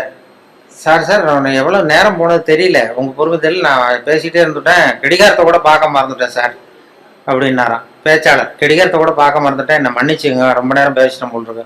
ஆனால் ஒருத்தர் கோபமாக எழுந்திரிச்சு சொன்னாராம், ஏன் கடிகாரத்தை தான் பார்க்க மறந்த, பின்னாடி மாட்டி இருக்கிற காலண்டரையாவது பார்க்க கூடாதா அப்படின்னா. வாரக்கணக்கில் பேசிக்கிட்டு இருந்திருக்கான், முதல் நாள் ஆரம்பிச்சு மறுநாள் முடிகிற வரைக்கும் அப்படி ஆரம்பிச்சிருவாங்க. அப்படிதான் அந்த சொல்லுவாங்க. அவர் சொன்னது என்னன்னா, இது அந்த காலேஜ்ல இருந்து பரிசோதனை, அது ஜோக்கு இல்லை, அது ஒரு சம்பவம் சொல்லிக்கிட்டு இருந்தேன் காலையில. அதாவது இந்த இவங்க இதுல மாநில கல்லூரியில இருந்து மனோதத்துவ பேராசிரியர் ஒருத்தர் வந்தார். அவர் மாணவர்கள் எல்லாம் அழைச்சிட்டு வந்தார் என்கிட்ட. வானொலியில வேலை பார்க்குறப்போ இந்த பிரசிடென்சி காலேஜ்ல இருந்து சைக்காலஜி ப்ரொஃபஸர் அவரு சில ஸ்டூடெண்ட்ஸ் எல்லாம் அழைச்சிட்டு வந்தார் என்கிட்ட. வந்து சார் நாங்கள் ஸ்டூடெண்ட்ஸோட வந்திருக்கோம், உங்ககிட்ட உங்களுடைய ஒத்துழைப்பு தேவைன்னாரு. என்ன செய்யணும் சார்னா, உங்களை கொஞ்சம் டெஸ்ட்லாம் பண்ணணும், சோதனை பண்ணணும்னாரு. ஏன் சார் நான் என்ன பைத்தியமா அப்படின்னேன். மனோதத்துவ பேராசிரியருங்கிறீங்க, என்ன வந்து சோதிக்கிறதுக்கு என்ன இருக்கு அப்படின்னா. இல்லை சார், எங்கள் பாடத்திட்டத்திலேயே இது ஒரு அம்சம், அதனால நாங்கள் வந்து ஒரு பயிற்சி கொடுக்கறது மாதிரி, டாக்டர்களுக்கெல்லாம் அப்புறம் படிப்பு முடிஞ்ச பயிற்சி கொடுக்குறாங்களா, அது மாதிரி பயிற்சி இது. அதனால வந்து சரி சார் நான் என்ன பண்ணணும்னு, எங்கள் ஸ்டூடெண்ட்ஸ்லாம் ஒரு கேள்வி கேட்போம், நீ பதில் சொல்லணும், யோசிக்காம உடனே பதில் சொல்லணும். அதை யோசிச்சா என்னை பற்றி கௌரவமாக என்ன சில உண்மைகளை மறைச்சிருவேன், அதாவது மனசில் இருக்கிறது அப்படியே வெளில வராதான். கேள்வி கேட்டு முடிச்சதும் டக்குன்னு பதில் சொல்லிடணும். இது ஒரு 10 பேர் கேட்போம், நாங்கள் சொல்லணும்னாரு அந்த பேராசிரியர். சரி சார் கேளுங்க சார் நான் சொல்லிடுறேன் அப்படின்னா. அதே மாதிரி 10 பேரும் அவங்க டக்குன்னு படித்தாங்க கேள்வியை, உடனே பதில் சொல்லிட்டேன். எதுவும் யோசிக்காம கிடுன்னு சொல்லிட்டேன். உடனே அவங்க 10 பேர் பேராசிரியர்லாம் தனியாக போய் உட்காந்து கணக்கு போட்டாங்க எல்லாத்தையும். என் பதிலை வச்சு என்னத்தையும் கணக்கு கூட்டல் கழிச்சு எல்லாம் போட்டு கடைசியில் வந்து என்கிட்ட, சார் உங்கள் கேரக்டர் என்னங்கிறத நாங்கள் முடிவு பண்ணிட்டோம், உங்கள் கேரக்டர் என்னங்கிறத முடிவு பண்ணிட்டோம் அப்படின்னாங்க. என்ன சார் அப்படின்னேன். உங்களை யாராலையும் ஜெயிக்க முடியாது சார் அப்படின்னாங்க. ஏன் அப்படி சொல்கிறீங்க அப்படின்னேன். அது ஏன் உங்களை யாராலையும் ஜெயிக்க முடியாதுன்னு சொல்கிறோம்னா, நீங்கள் எப்பவும் தோற்று போகிறதுக்கு தயாராக இருக்கீங்க. தோற்று போக தயாராக இருக்கிற ஒருத்தரை யாராலையும் ஜெயிக்க முடியாது, இதுதான் உங்கள் கேரக்டர் அப்படின்னு என்னை பற்றி அவங்க சொல்லிவிட்டு அதுக்கப்புறம் ஒரு புத்தி சொன்னாங்க. இந்த கேரக்டர் உள்ளவங்க எந்த தொழில் தொடங்கினாலும் அது உருப்படாது. அதாவது பிசினஸோ வியாபாரமோ எதை பண்ணாலும் உங்களுக்கு சரியா வராது, அந்த பிசினஸும் வீணா போடும். ஏதோ அதிர்ஷ்டவசமா அரசாங்கத்துல வந்து சேர்ந்துருக்கீங்க, இதுல வந்து உங்களுக்கு ஒன்றும் பெரிய இது ரிஸ்க் கிடையாது. அதனால இந்த மனோபாவம் உள்ளவங்க வந்து வேற வாழ்க்கையில வெற்றி அடைய முடியாது. அதாவது அந்த ஒரு தொழில் துறையிலேயோ ரொம்ப அந்த இது பண்ண முடியாதுன்ட்டார். அதை அந்த ரகசியத்தை அவங்கள்ட்ட சொன்னா அது எல்லாருக்கும் சொல்லுங்கன்னு சொல்லிட்டாரு. இப்போ அது அது மாதிரி அது சில பேர் ஒவ்வொருத்தருடைய கேரக்டருக்கு தகுந்த தொழில் அமையணுமா, அப்படி பண்ணாதான் அது நல்லது. அதனாலதான் சொல்லுவாங்க, என்ன சில இதுல இந்த மனோபாவத்துல சில வசதி உண்டு. வாழ்க்கையில வந்து ஜெயிக்கிறது தான் சந்தோஷம்னு நாம நினைச்சுக்கிட்டு இருக்கிறோம். தோத்து போறதுதான் உண்மையான சந்தோஷம். அது இப்போ என் பேரனோட விளையாடி தோத்து போகும்பொழுது ஜெயிக்கிறத விட சந்தோஷமா இருக்கு. சின்ன குழந்தைகள்கிட்ட, பக்கத்து வீட்டு குழந்தைகள்கிட்ட நான் விளையாடி தோத்து போறேன், அது எனக்கு ஜெயிக்கிறத விட சந்தோஷமா இருக்கு. தோத்து போறதுதான் சந்தோஷம்ங்கிறத தெரிஞ்சுக்கிறதுக்கு எனக்கு 60 வருஷம் ஆயிருக்கு. இது வரைக்கும் ஜெயிக்கிறது தான் சந்தோஷம்னு நினைச்சுக்கிட்டு இருந்தோம். அது இல்லை, அது வாழ்க்கைங்கிற பந்தயத்துல தோற்று போக கற்றுக்கொள்ளுங்கம்மா. வாழ்க்கைங்கிற பந்தயத்துல, ஓட்ட பந்தயத்துல நீங்க ஜெயிக்கிறதுக்கு கத்துங்க. அதாவது ஒரு ஓட்ட பந்தயம் நடந்துகிட்டு இருந்தான், ஒரு 10 பேர் ஓடிக்கிட்டு இருந்தான். முதல்ல ஒருத்தன் ஓடுறான், அவன் தான் ஜெயிக்க போறான். அந்த வின்னிங் பாயிண்ட் ஜெயிக்கிற கட்டத்துல பின்னாடி வந்தவன் தடுமாறி கீழே விழுந்துட்டான் பந்தயத்துல. உடனே முன்னாடி ஓடிக்கிட்டு இருந்தவன் டக்குன்னு நின்று அந்த விழுந்தவனை தூக்கிட்டு ஓரமா போயிட்டான். விழுந்தவனை தூக்கி அவனை தொடச்சி அவனை ஆசுவாசப்படுத்தி கொண்டு போட்டான். 3வதா வந்தவன் முதல்ல வந்துட்டான். ஜெயிச்சதும் கூப்பிட்டு பரிசு கொடுத்தாங்களாம். இதுல போட்டி முடிஞ்சதும் அந்த 3வதா ஃபர்ஸ்ட் வந்தவனுக்கு பரிசு கொடுத்துட்டாங்க. அப்புறம் இந்த முன்னாடி வந்து இவனை தூக்கிட்டு போனான்ல, அவனை கூப்பிட்டு அவனுக்கும் ஒரு பரிசு கொடுத்தாங்களாம். கொடுத்துட்டு அவர் சொன்னாராம், அந்த பரிசு கொடுத்தவர், அவன் ஓட்ட பந்தயத்துல அவன் ஜெயிச்சுட்டான், ஆனா வாழ்க்கைங்கிற பந்தயத்துல நீ தான் ஜெயிச்சிருக்கிற, இதுதான் உண்மையான வெற்றி. நீ தோத்து போறதுதான் உண்மையான வெற்றி, உன்னுடைய தோல்வி தான் வெற்றிக்கு காரணம், உன்னுடைய தோல்வியை பாராட்டுகிறோம் அப்படின்னு சொல்லி பாராட்டினாங்களாம். அப்படி அந்த தோல்வி கூட நமக்கு மகிழ்ச்சி, அந்த நுணுக்கமா அது தத்துவார்த்தமா புரிஞ்சிக்க வேண்டிய விஷயம். அந்த விட்டு கொடுத்துக்கிறது நல்ல பெரிய மனப்பான்மை நல்லதுதான்னு போதனை பண்ணுவான். ஒரு ஓட்டப்பந்தயத்துல பின்னாடி வர்றவனுக்கு விட்டு கொடுத்துருவோமா, நீ போடா முன்னாடி, விட்டு கொடுக்கறது தான் நல்லதுன்னு சொல்றாங்க, நீ முன்னாடி போனா மெதுவா வரேன்னு சொல்ல மாட்டோம். அது ஓட்டப்பந்தயம்ங்கிறது வேற, வாழ்க்கைங்கிற பந்தயம் வேற. வாழ்க்கை பந்தயத்துல தோற்று போக கற்றுக்கொள்ளுங்கள் அப்படிங்கிறது ஒரு பெரிய. அதே மாதிரி சகிப்புத்தன்மை இதெல்லாம் சொல்லுவாங்க. சகிப்புத்தன்மைங்கிறது இன்டர்நேஷனல் இயர் ஆஃப் டாலரன்ஸ் அப்படின்னு கொண்டாடினாங்க.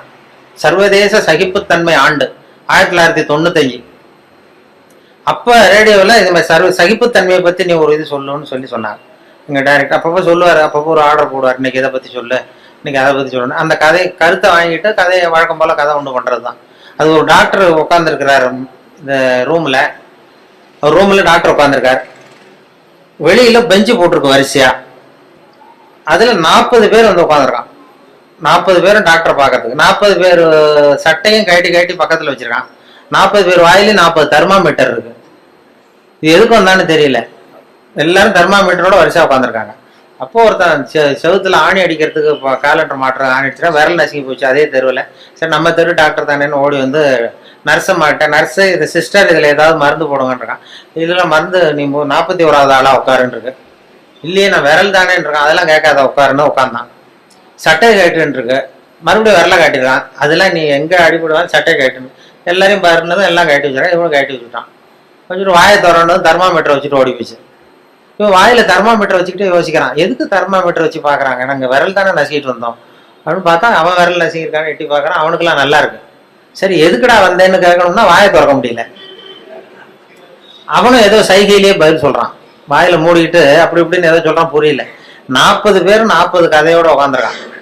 ஆனா 40 பேர் வாயிலையும் தெர்மாமீட்டர், கண்ணு செவந்து இருக்குது, வாய் உப்பி இருக்கு, பதில் சொல்ல முடியல, பேச முடியல, சகிச்சுக்கிட்டு உட்காந்துருக்காங்க. ஒரு 15 நிமிஷம் கழிச்சு நர்ஸ் ஓடி வந்து டெம்பரேச்சர் அவங்க பேர் எல்லாம் குறிச்சுக்கிட்டு டாக்டர் ரூமுக்கு ஓடி போச்சு. இப்படி போனதுக்கு அப்புறம் இவன் ஆரம்பிச்சான். இந்த 41வது ஆள் விரல் நசிட்டு தானே, உலகம் ரொம்ப கெட்டு போச்சியா, எதுக்கு தெர்மாமீட்டர் வச்சு பாக்குறேன்னு தெரியல உங்களுக்கு, எல்லாத்துக்கும் தெர்மாமீட்டர் வைக்கிறாங்க, சட்டையை கேட்ட சொல்றாங்க, இதை நான் சும்மா விட போறது இல்லை, உண்டு இல்லைன்னு பார்க்க போறேன்னு சொல்றான்.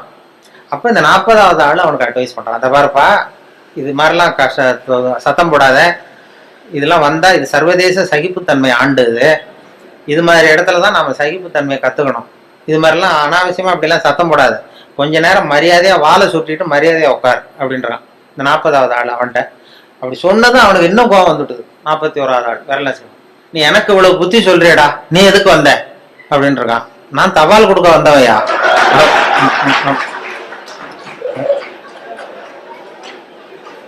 தினப்படி வருவேன் சட்டையை கேட்ட சொல்லுவாங்க, நான் கேட்டு வைப்பேன், தெர்மாமீட்டர் வச்சு பார்ப்பாங்க, அதுக்கப்புறம் எடுத்துட்டு போனது மறுபடியும் சட்டையை மாட்டிக்கிட்டு நான் பாட்டு தபால் கொடுத்துட்டு போயிடுவேன். இதுல என்ன கெட்டு போயிட்டோம், எல்லாரும் சகிப்புத்தன்மையை வளர்த்துங்கப்பா எல்லாரும் அப்படின்னு சொல்லிட்டு போனாங்களாம்.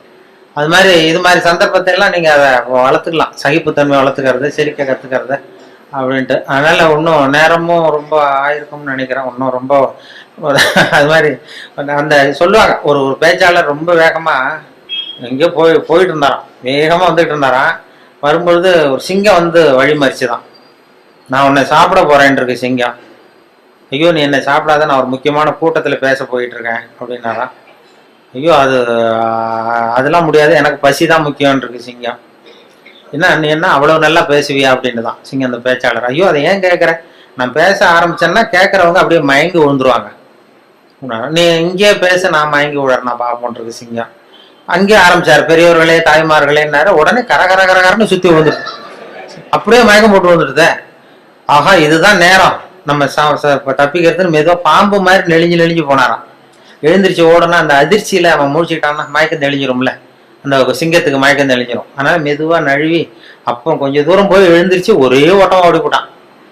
ரொம்ப தூரம் ஓடுறான், வேருக்கு ஓடுது, மூச்சு வாங்குது, சிங்கம் பின்னாடி துரத்துதா அங்கேயே கிடக்கான்னு திரும்பி பார்க்கறதுக்கு கூட தைரியம் இல்லை, அவ்வளவு தூரம் ஓடி போட்டான். ரொம்ப தூரம் போய் ஒரு இடத்துல மூச்சு வாங்க நின்று திரும்பி பார்த்தான், சிங்கம் அப்படியே கிடக்கா, என்னென்ன மூச்சு வாங்குது வேற தொழுது பார்த்தா சிங்கம் அப்படியே கிடக்கு, மயங்க விழுந்தது எழுந்திரிக்கவே இல்லை, அப்படியே கிடக்கு.